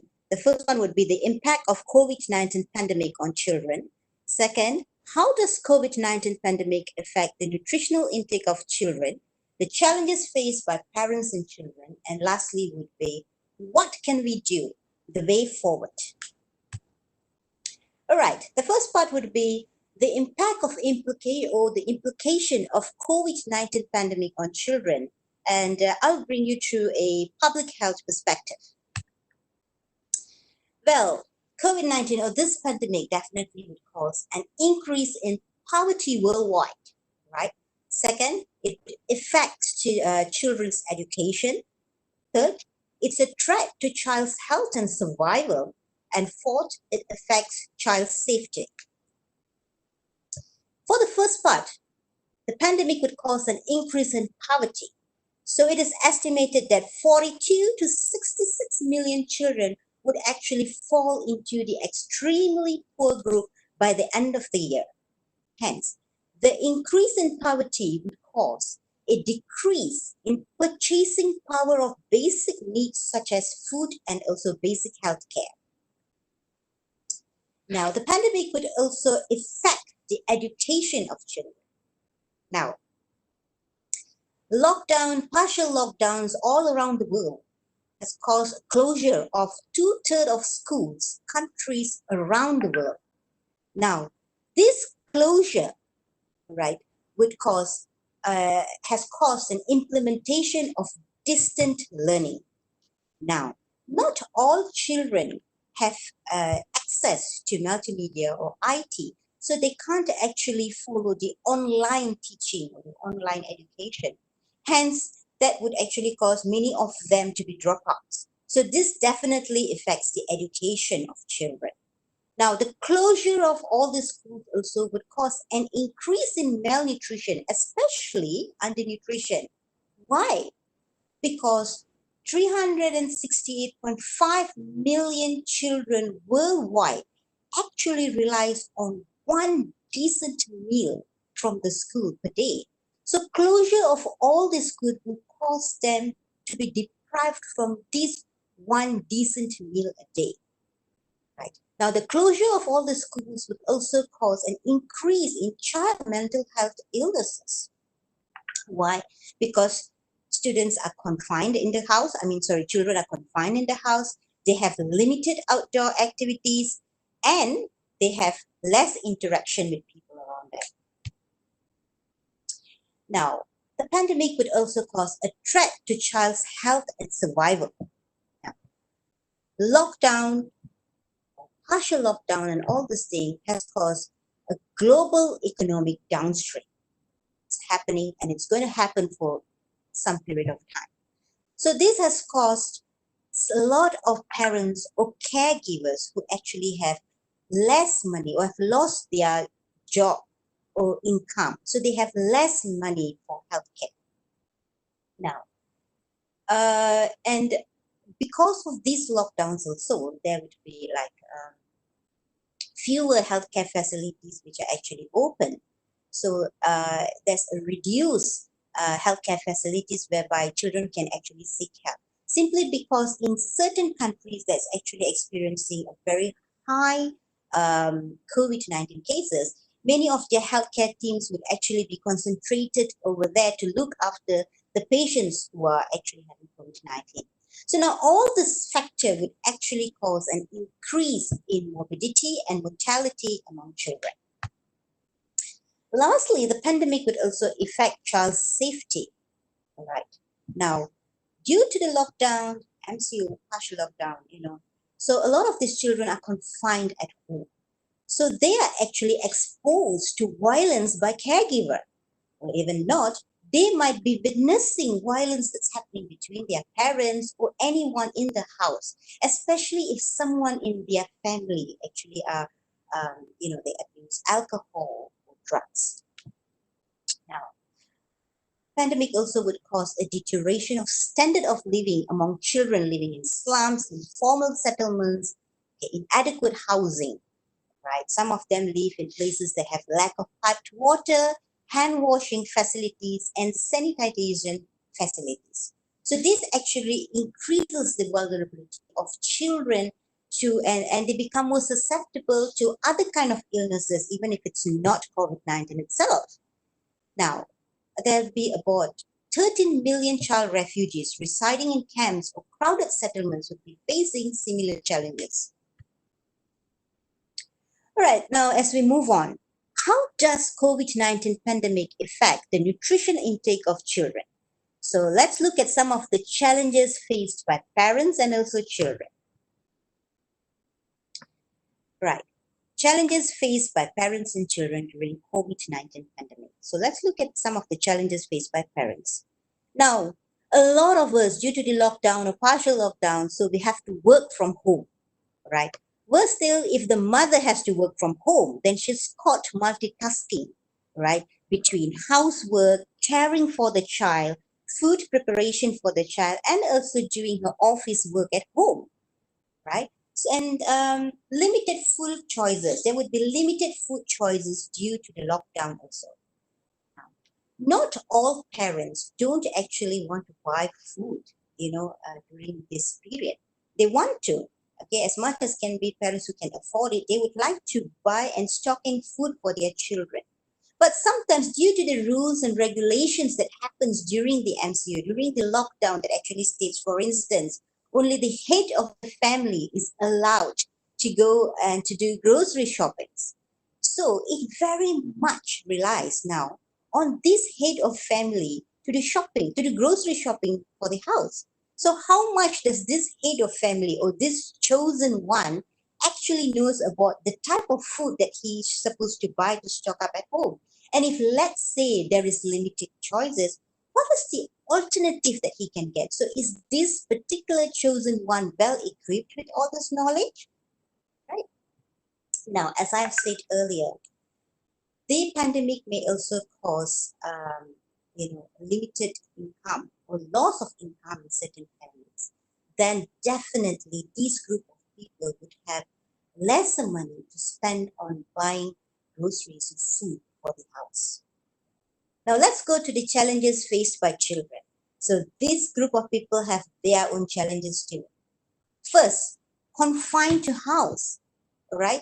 How long can the child actually just sit at home and watch television or look at the iPad or play games, right? So all their energy is just confined in themselves. They have limited interaction. They can't go out, they can't play, they can't talk with their friends. There might be family members at home, but again, parents would be busy working from home. They may have other siblings who are actually busy studying or doing homework, all right? And then another challenge for these children would be limited food choices. And that again, very much, lies back at what's happening at home. Can the family purchase it? Or maybe it's because of the whole lockdown scenario, they can't go out, And so children go into a state of confusion, stress, and anxious. And in certain cases now, especially in Malaysia, some children are actually complaining that they are overwhelmed with so much of homework. All right, so how does all these challenges, how does all this situation impact the nutrition intake of children worldwide? Well, the pandemic has caused and will cause an increase in undernutrition and overnutrition. Let's look at undernutrition. Why there would be an increase in undernutrition? Simply because there would be less of purchasing power by certain family members. Like what I've discussed before, it might be because of limited food choices, limited access to food, or maybe they have less income so they can't spend much on food. Right? And then there's also a point on limited time for food preparation. So the mom has to prepare the food. So what if the mom is also a working person? So she has to juggle between doing her office work, preparing food, looking after children at home. All right. Sometimes things can be even complicated if the mother has a toddler or an infant. All right. So there's a lot of juggling to do over there. And again, drawing back here to the attention that there would be a loss of food access of 368.5 million children who actually relies on one decent meal a day from the school. All right. The pandemic will also cause an overnutrition. Okay, at the end of the year, there would be a hike in the overnutrition cases. Why? Because there's also panic buying and overstocking of food. Now, this is the other spectrum of the problem. There's one end here, there are some families struggling to actually get enough food, okay, enough money to actually purchase food. And at the other end here, there is some group of people who actually have the money and they are so insecure that they wouldn't have enough food to provide their family. Hence, they just go on into the supermarket, fill in their trolleys with food, and they have a mini supermarket at home stored with all kind of foods. Now, children in this kind of household, they would definitely binge a lot because there's a lot of food, especially if their parents don't keep a close look on them. All right, as we go on, the next impact, why there would be an increase in overnutrition, simply because children would be eating for filling in their time. Now let's think about it. How long can they actually watch television or just play with their siblings? They can't go out, they can't interact with people, there's nothing much to do. So yes, they fill in their time by binging, all right? And some of these children, they would also eat to cope with depression, stress, and anxiety. All right. And again, this lockdown, the partial lockdown, actually would cause them, they are confined indoors, they can't go outdoors. So there's lack of physical activity over there. And now, to share with you an interesting fact, all right. Lack of income in certain families would actually, not all, but in most of the families that actually have a lack of income, would result them in buying cheaper food. And cheaper food is actually higher in calorie. Hence, there would be an increase in overnutrition, right, if children tend to binge on this kind of food. This is supported by the statistics that actually shows that 2/3 of the obese and overweight population around the world is actually concentrated in the low and middle income countries. All right, so what is the long-term effect of poor nutrition? Now, I would like to draw your attention to an interesting hypothesis that's very dear to my heart because my PhD was based on this. All right, it's the hypothesis by Professor Dr. David Barker on development origins of health and diseases. That hypothesized the exposure to certain environmental influences during critical periods of development, especially during the first 1,000 days of life, may have significant consequences on an individual's short and long-term health. Having said that, so children who are experiencing malnutrition, that is undernutrition or overnutrition, yes, they stand a chance, okay, of developing obesity or other NCD later part in their life. I'm sorry, Dr. Nalin, 5 minutes left. Thanks, Mr. Agung. All right, so having shared with you some public health perspective and also the challenges, now, what can we do? Let's move forward. So this is the guidelines by the WHO on infant and young child feeding during the COVID-19 pandemic. All right, the first would be to continue breastfeeding. Second, serve fresh and unprocessed food. Third, provide 8 to 10 cups of water. Fourth, offer food with healthy fats. Fifth, limit salt intake. Sixth, limit sugar, option for healthier snacks. And 7, try to cook from home. Now, having said all this, how can we implement all these guidelines in our everyday practice? So I've got some suggestion on how we can adhere to these guidelines. All right, the first one would be continue breastfeeding. And of course, this very much is for, so this is very much for newborns and also for those within the 2 years of life. Exclusive breastfeeding for the first 6 months and continued breastfeeding with complementary food till the 24th month. Confirmed or suspected COVID-19 mothers may continue breastfeeding, all right, provided they actually practice good hygiene, usage of sanitizer, proper hand washing, and always sterilize the tops that, tabletops that you're working on. Severely ill mother, it can be because of COVID-19 or it can be because of any other issues, okay, health issues. They can provide their child with express breast milk.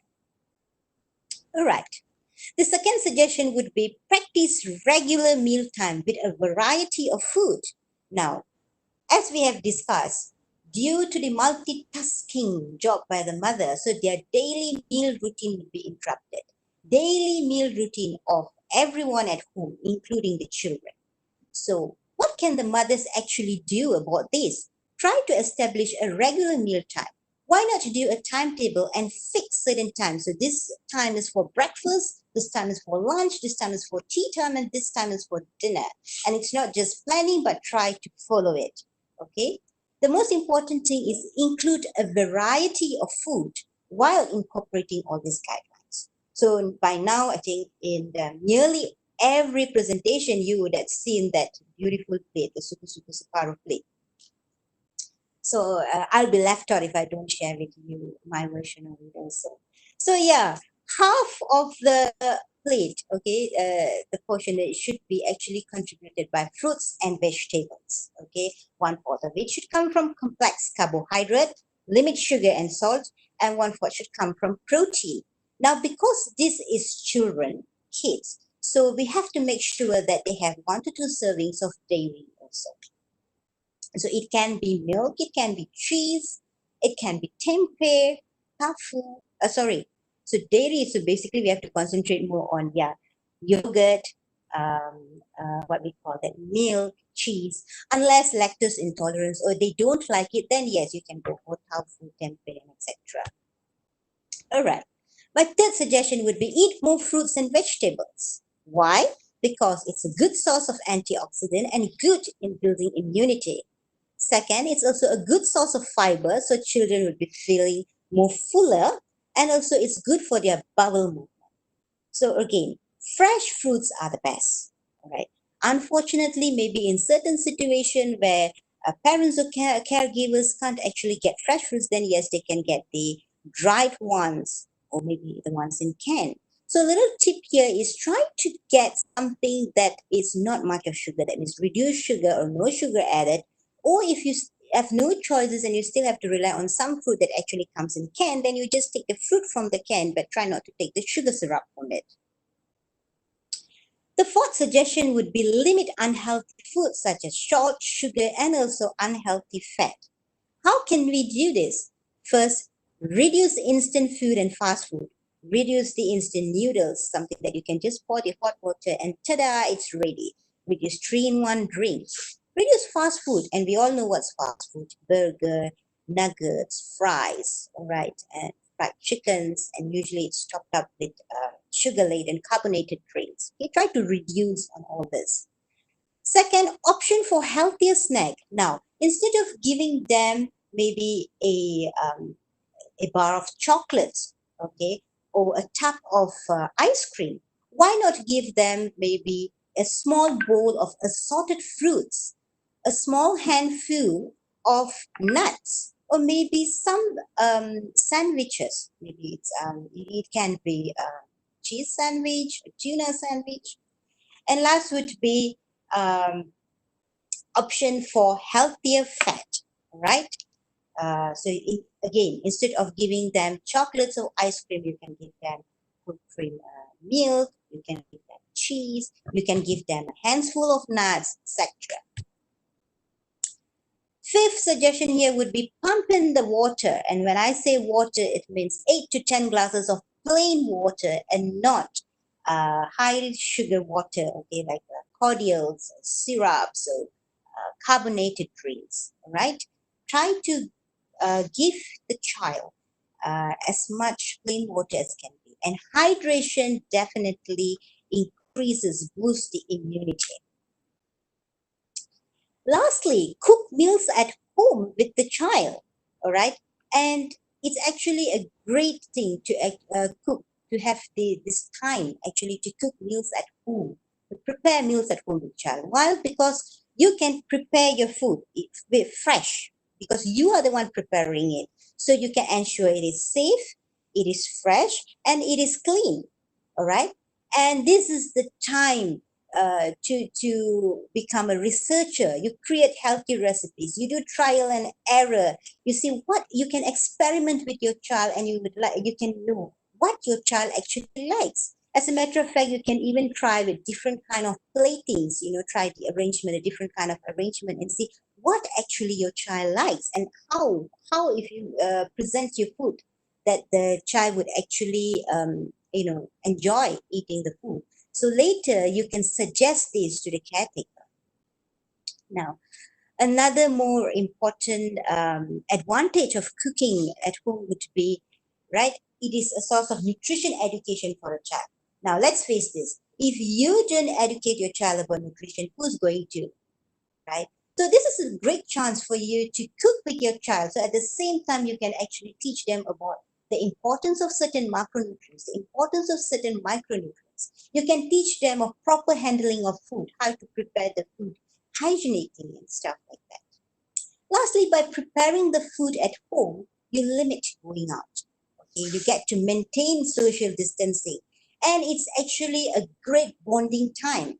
Okay, since the child is so bored, does not have anything to do, so this would be a great activity that the child would actually look forward to every day, and that's great because the activity is hosted by the parent himself. References. All right, so now I would like to end my presentation today, okay, with a quote on: to eat is a necessity, but to eat intelligently is an art. Hence, I hope after this past 2 weeks of webinars, we are all now great artists, okay? So we can prepare, we can plan, we can prepare, and we can plate all the food for our loved ones beautifully. Thank you very much. Thank you very much, Dr. Nalina. Tidak salah sebetulnya ketika Dr. Nalina mendapatkan penghargaan sebagai Best Oral Presentation. It's proof today. Terima kasih. Untuk para peserta, ya, semoga tadi presentasinya bisa memberikan pencerahan kepada kita semua terkait dengan topik yang hari ini kita diskusikan. Dan for the participant, please do not hesitate to ask all of presenter. And because of the limitation of the time, we will only choose one question for each presenter. I already get an assistant from friends here, and then I will choose the question for each presenter. Would you please, presenter, for each presenter, you can write it down the question. I will read it. Started from the first speaker. A question from Sobri from Bantul, Indonesia. This is for Anin. Are you ready, Anin? Yeah. Okay. Thank you, Anin. As we know that that elderly has lower energy need in normal condition due to their lower metabolism in COVID cases. Do we give them higher energy protein diets as adult people people infected by COVID? You already write it down, okay? Yeah, I get it. Wait, you can answer later. Okay. I will read it first. And then for Dr. Islami, Dr. Nur Islami, are you there? Yes, I'm here. Okay, I will read the question. People getting old, most of them have lost their appetite, and suggestion of more nutritional diets might not work. Can we suggest vitamin or other nutritional supplement to replace such diet? And then question for Faurina. This is from Nurina Habibah. This is directed to Faurina. It's in Bahasa. apakah ada rekomendasi untuk orang tua atau wali balita dalam melakukan self-monitoring terkait tumbuh kembang balita yang bisa dilakukan di rumah, terutama selama pandemi ini? Terima kasih. Sudah dicatat, Mbak Faurina? Oke. Question for Dr. Nalin. How to optimize the prevent? Is it to Dr. Nalin? How to optimize the prevention of stunting during the pandemic? Yeah. We can start from the first speaker, Ani. Would you please answer the question? Yeah, thank you, Mr. Pak Agung, for the question. And from Sobri, from Bantul, I try to answer the question. I got a pre-proof journal from ASPEN 2020. You can also Google it. There is the journal pre-proof named ASPEN Expert Statements and Practical Guidance for Nutritional Management of Individuals with COVID-19 Infection. Or maybe, in this pre-proof journal, it says that energy need can be assessed using indirect, or we can, for the protein and energy needs, it's actually could be higher. And then for protein needs are usually estimated using formula such as 1 gram protein per kilogram body weight. And then for the more than 1 gram protein per kilogram body weight for polymorbid medical inpatient, in order to prevent body weight loss, reduce the risk of complication and hospital readmission. So if there is infection for COVID-19, so it should be higher. Or maybe Dr. Isam can help also answer this question. Thank you, Mr. Pak Agung. Okay, thank you very much, Anin. And then step to the next question for Dr. Nur Islami. Okay, thank you, Pak Agung. So the question for me is, as people getting old, most of them have lost their appetite. And can we suggest on vitamin or other nutritional supplements? So when we want to suggest on any supplements, there is a very important to assess their nutritional status first. Is there really any decrease or insufficiency of vitamin and minerals?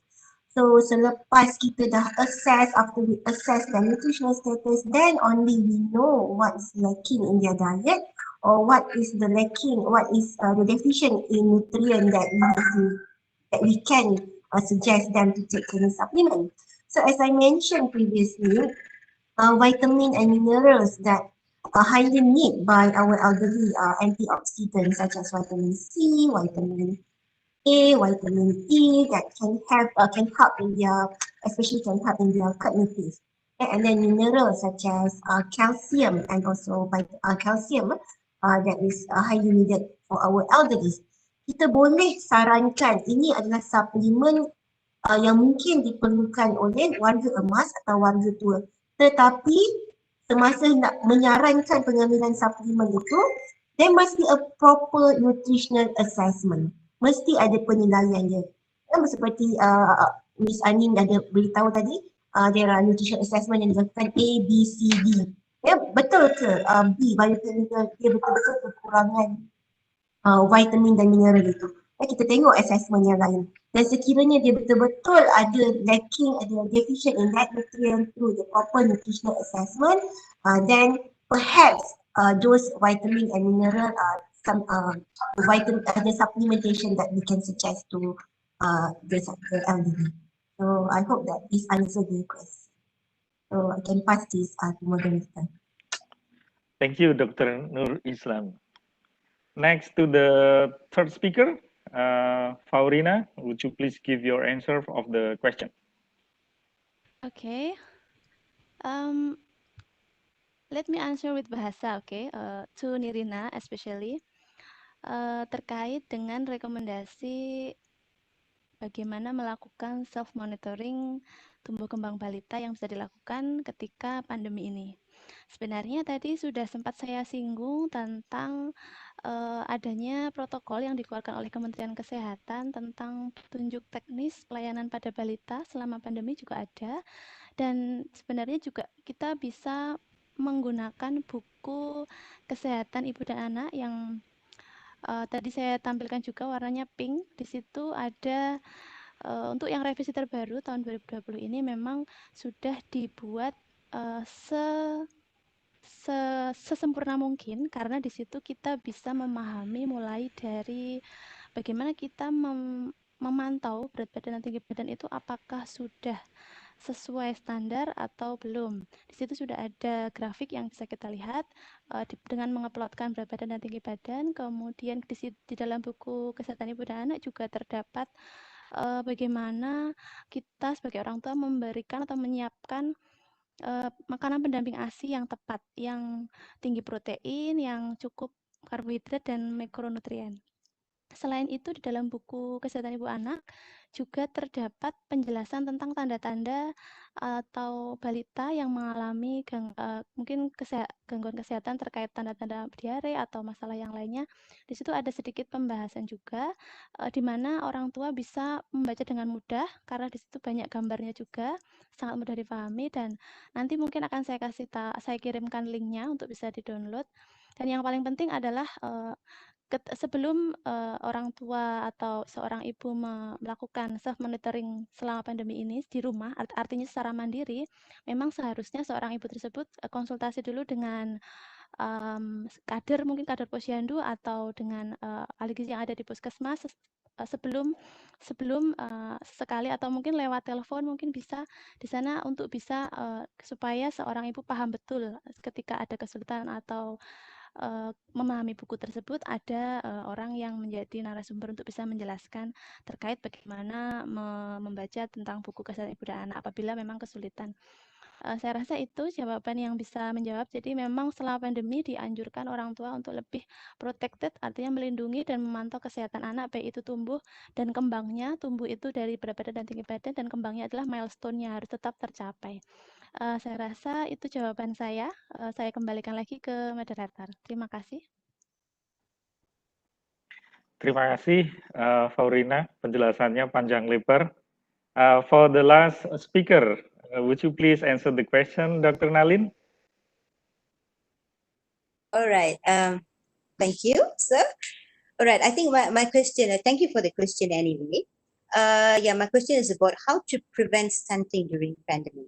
So I guess it very much, again, lies back to the guidelines, right? You can see the most important thing is in stunting is to ensure that children, whether it's newborn, first to a few years of life, they have enough calcium, right? So for those who are breastfeeding, so it's very important to continue breastfeeding, and the mothers who are breastfeeding make sure they have got a good source of calcium themselves. Right. And then for kids who can already eat, so they must try to incorporate food that has got dairy-based food, for instance, maybe milk, cheese, yogurt. And for those who don't really like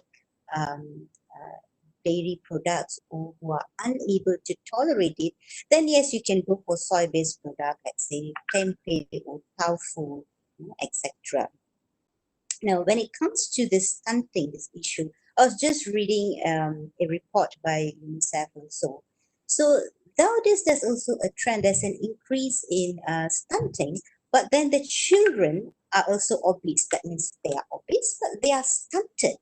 And this is very typical, especially in low and middle income country, whereby they have a calorie dense food, okay, food that's high in sugar, okay, calories, but then the food is low in nutrients such as calcium and also protein.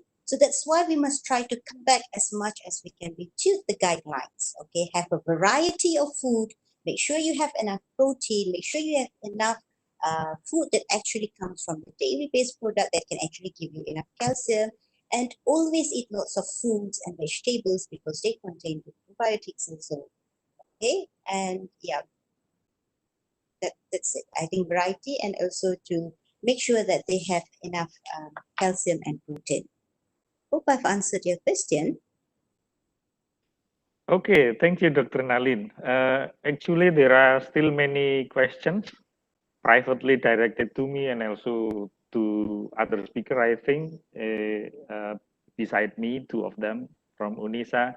But because of the limited time, we only give one question for each presenter. Saya akan umumkan kepada para peserta bahwa link absensi akan dibagikan 15 menit sebelum seluruh rangkaian acara selesai. Setelah ini akan ada acara penutupan. Now we are at the end of today's webinar. Hope all of you enjoy it. Thank you very much for all participants and presenters with their amazing presentation. Million thanks for webinar teams at UiTM and Nutrition Study Program UNISA for fully dedicated works during the event. 2 thumbs up for all of you. I apologize if there was a mistake in delivering the webinar this morning. And I will close the webinar also with pantun. Upin Ipin Tamasya ke Jogja dan terpikat belangkon saya. Insya Allah kita akan berjumpa di webinar selanjutnya. UiTM UNISA selamanya. Betul, betul, betul. Wassalamualaikum warahmatullahi wabarakatuh. Waalaikumsalam warahmatullahi wabarakatuh. To Nabila, the youngest at Nutrition Study Program UNISA. Thank you very much. Matur nuwun. The end. Okay, thank you, Mr. Agung, and thank you to Mrs. Nindita Syahbisagata, Mrs. Dr. Nurfah Islami Fahmi, Mrs. Faurina Rizka Fauzia, and Mrs. Dr. Nalina Devi for the time. Hopefully, the knowledge given today can be useful in future. And thank you to Mr. Agung for directing our webinar today. And it's time to closing ceremony for webinar series. Let's hear some official closing statement from Mrs. Madam Agil Demitra Aulia Dewi as a head of Nutrition Study Program Universitas Aisyah Yogyakarta. To Madam Agil Demitra, time is yours.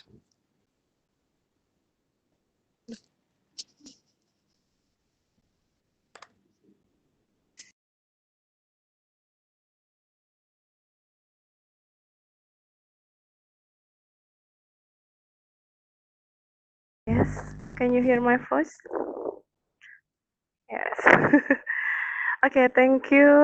Assalamualaikum warahmatullahi wabarakatuh. Alhamdulillahirrabbilalamin. Our webinar series sudah menjelang akhir ya untuk semua. Untuk itu, I will start by thanking Rector and Dean of Faculty of Health Science UNISA Yogyakarta and UiTM Malaysia, and especially Dr. Siti Bariah as head of Center of Dietetic of UiTM Malaysia, sehingga jalannya acara bisa berjalan dengan baik. And I would like to thanks to all our speakers yang sudah mempresentasikan ilmu yang luar biasa, bagus sekali. It's been a pleasure being with all of you. Thank you. And many thanks must also go to the committee who have worked so tirelessly to make it all success, and especially Miss Amy, Mrs. Sima, Miss Tita, Halisa, UiTM Webex team, and all of committee who sudah bekerja keras ya selama ini, who made sure everything ran so well. Finally, we couldn't possibly go home without mentioning the tremendous effort of all the committee. This webinar has been held as a collaboration activity between Nutrition Study Program of UNISA Yogyakarta and Center of Dietetic of UiTM Malaysia. Dengan adanya webinar kali ini, semoga bisa bermanfaat untuk kita semua, teman-teman semua, all attendee, dan semua yang sudah menyimak dengan baik. Terima kasih. Semoga kita bisa join lagi ya di kesempatan lain. Ya.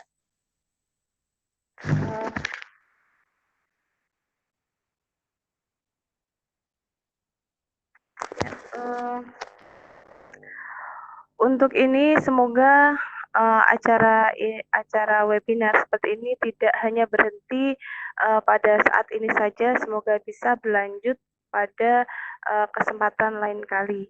Ya, terima kasih untuk semua kerja sama dan kerja keras semua yang untuk terjalannya webinar ini, dan terima kasih juga untuk segenap peserta yang sudah setia hadir untuk menyimak ilmu-ilmu dari kami, dan mohon maaf sekali apabila terdapat banyak hal yang tidak berkenan untuk baik pada partisipan maupun komite yang lain.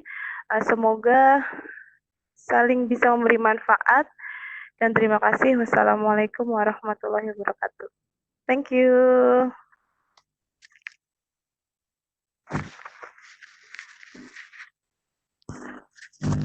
See you next time.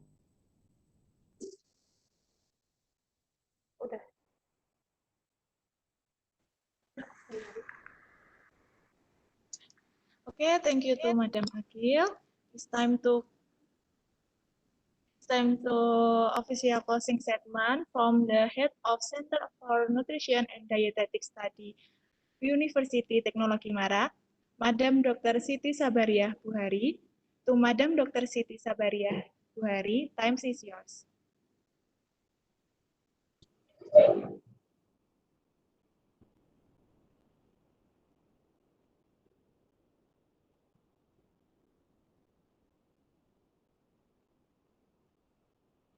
Thank you, Chairperson. Can you hear my voice? Yes, can.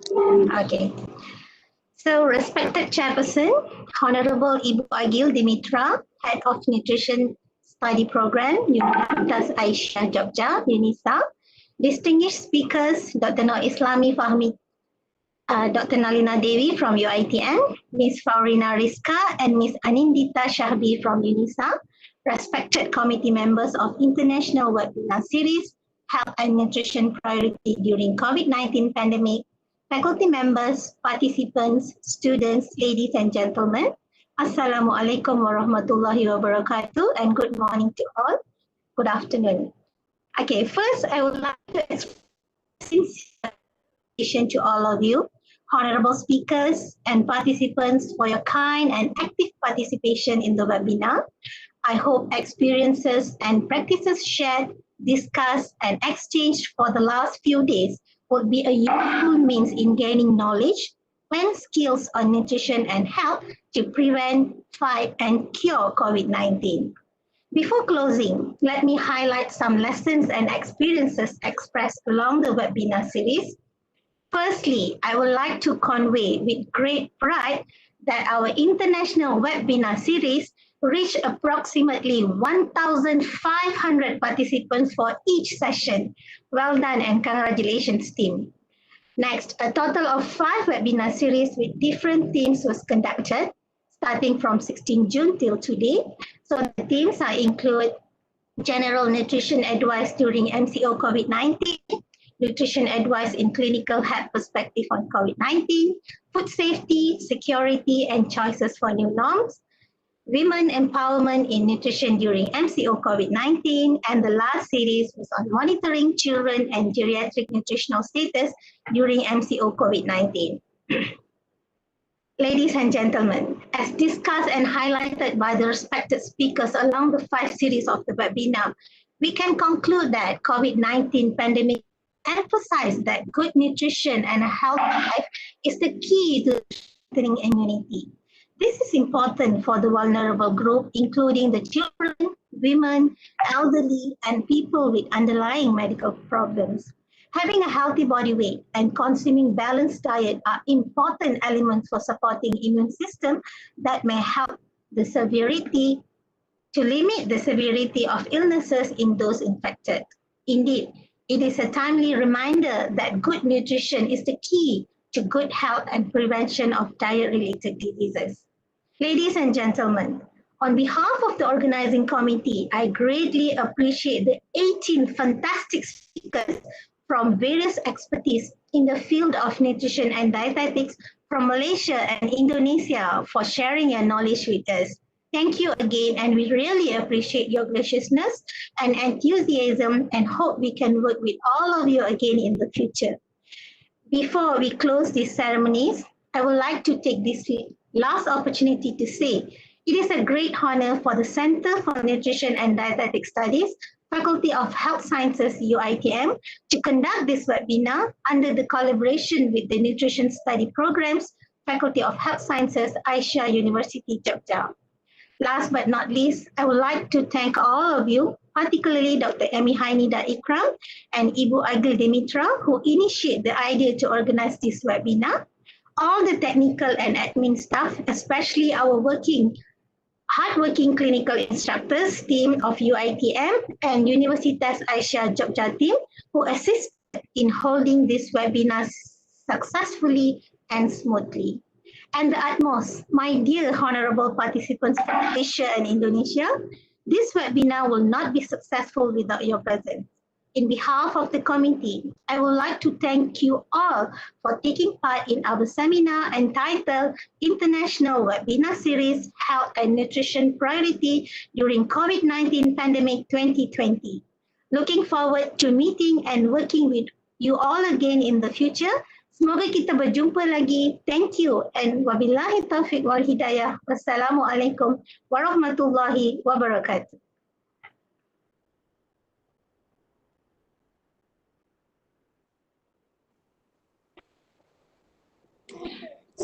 Okay, thank you to Madam Dr. Siti Sabariah Buhari. It's time to closing majelis our webinar series. Doa will be led by Mr. Iwan Setiawan. To Mr. Iwan Setiawan, time is yours. Sudah. Assalamualaikum warahmatullahi wabarakatuh. Bapak dan Ibu, majelis ilmu yang saya hormati, marilah kita berdoa kepada Allah Subhanahu wa Ta'ala atas apa yang kita azamkan pada hari ini dan hari-hari yang kemarin. Semoga webinar internasional ini diijabahi oleh Allah Subhanahu wa Ta'ala. A'udzubillahi minasyaitonirrajim. Bismillahirrahmanirrahim. Alhamdulillahi rabbil alamin. Hamdan syakirin, hamdan na'imin, hamdan yuafi ni'amahu wa yukafi'u mazidah. Ya Rabbana lakal hamdu kama yambagi li jalali wal azimi sultanik. Allahumma sholli wa sallim ala Muhammad wa ala alihi wa ashabihi ajma'in. Allahumma gfirlil muslimina wal muslimat wal mu'minina wal mu'minat al ahya'i min wal amwat innaka ala kulli syai'in qadir. Ya Allah yang maha rahman dan maha rahim, kasihanilah hamba-Mu yang berkumpul pada saat ini dengan limpahan rahmat dan rahim-Mu. Ya Allah, ya Ghafar, ampunilah kami, orang tua kami dan para pemimpin kami, agar dengan ampunan-Mu kami dan mereka terjauh dari azab dan murka-Mu. Ya Allah, ya Tuhan kami, jadikanlah kami, saudara-saudara kami menjadi insan yang berilmu, yang berwawasan luas dan berakhlak mulia. Jadikan kami dan saudara-saudara kami menjadi profesional yang cerdas, berigel dan bermanfaat bagi keluarga, agama, nusa dan bangsa. Allahumma inni as'aluka rizqan thayyibah wa ilman nafi'ah wa amalan mutaqabbala.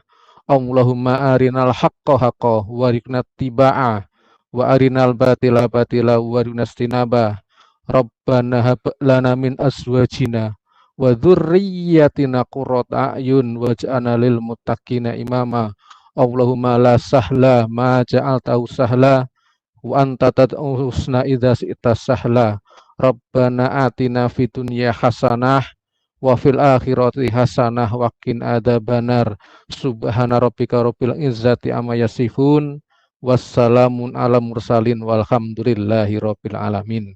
Fastabiqul khairat. Wassalamualaikum warahmatullahi wabarakatuh.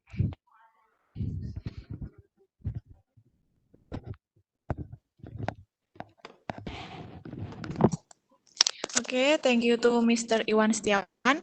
Before we close our webinar, we will have a photo session with all speakers and moderators from webinar series 1 until series 5. So for all speakers and moderator, please turn on the camera.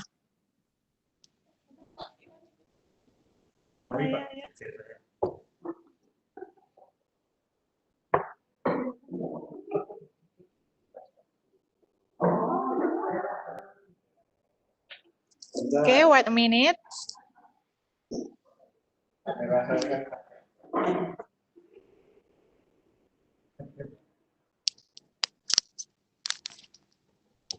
Okay, ready? Okay, 1, 2, 3. Okay, once again, 1, 2, 3. Okay, thank you to all participants, to all panelists, moderator, and speakers.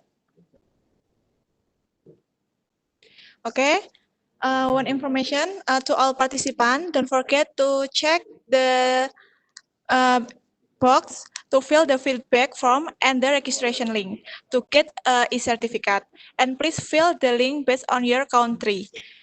And untuk peserta Indonesia, sertifikat yang diberikan terbatas hanya untuk 600 orang. Dan e-sertifikat per series yang diikuti dapat diunduh setelah semua series selesai melalui link yang sudah dibagikan saat webinar berlangsung.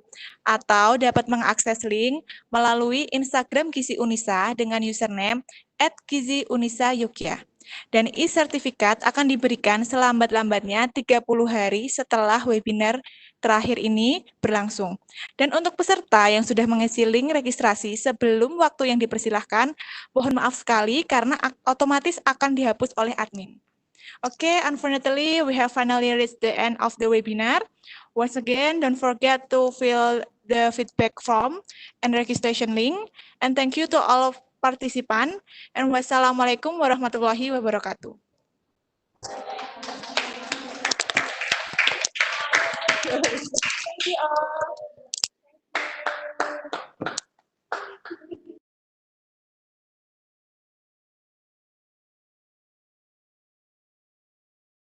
Thank you to all. Thank you, Miss Ima. Thank you, Miss Ima, Miss Thank you, Miss Madam Mara. Lilina. Thank you. Thank you so much to all. Congratulations, UiTM team, and See you again.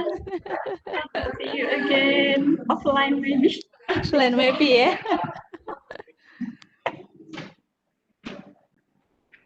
Masuk ke YouTube guys.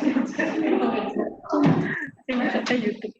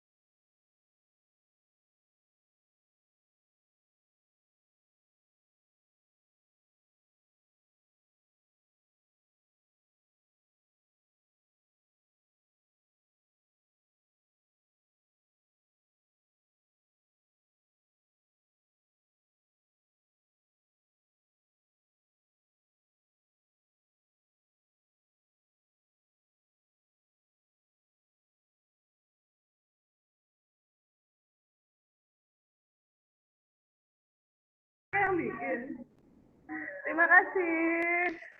Harus jalan.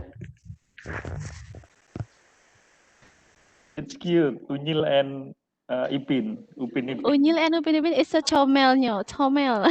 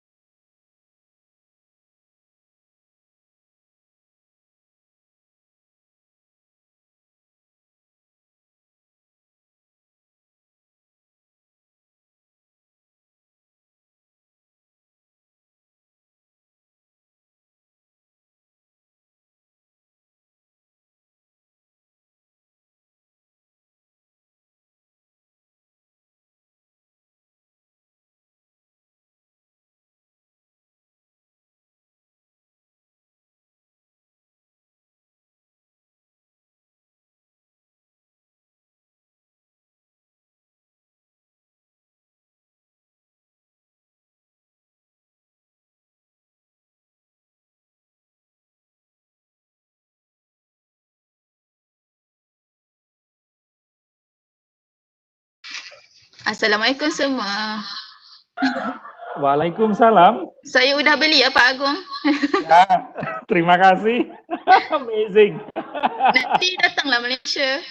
Ya, insya Allah kami kita kan sudah berencana ya untuk mempunyai exchange, entah itu exchange lecturer dan exchange student. Nanti mungkin setelah COVID ini kan nanti bisa kita wujudkan. Sebetulnya kemarin kan ada rencana bulan, kalau tidak keliru bulan April, ya. Tetapi karena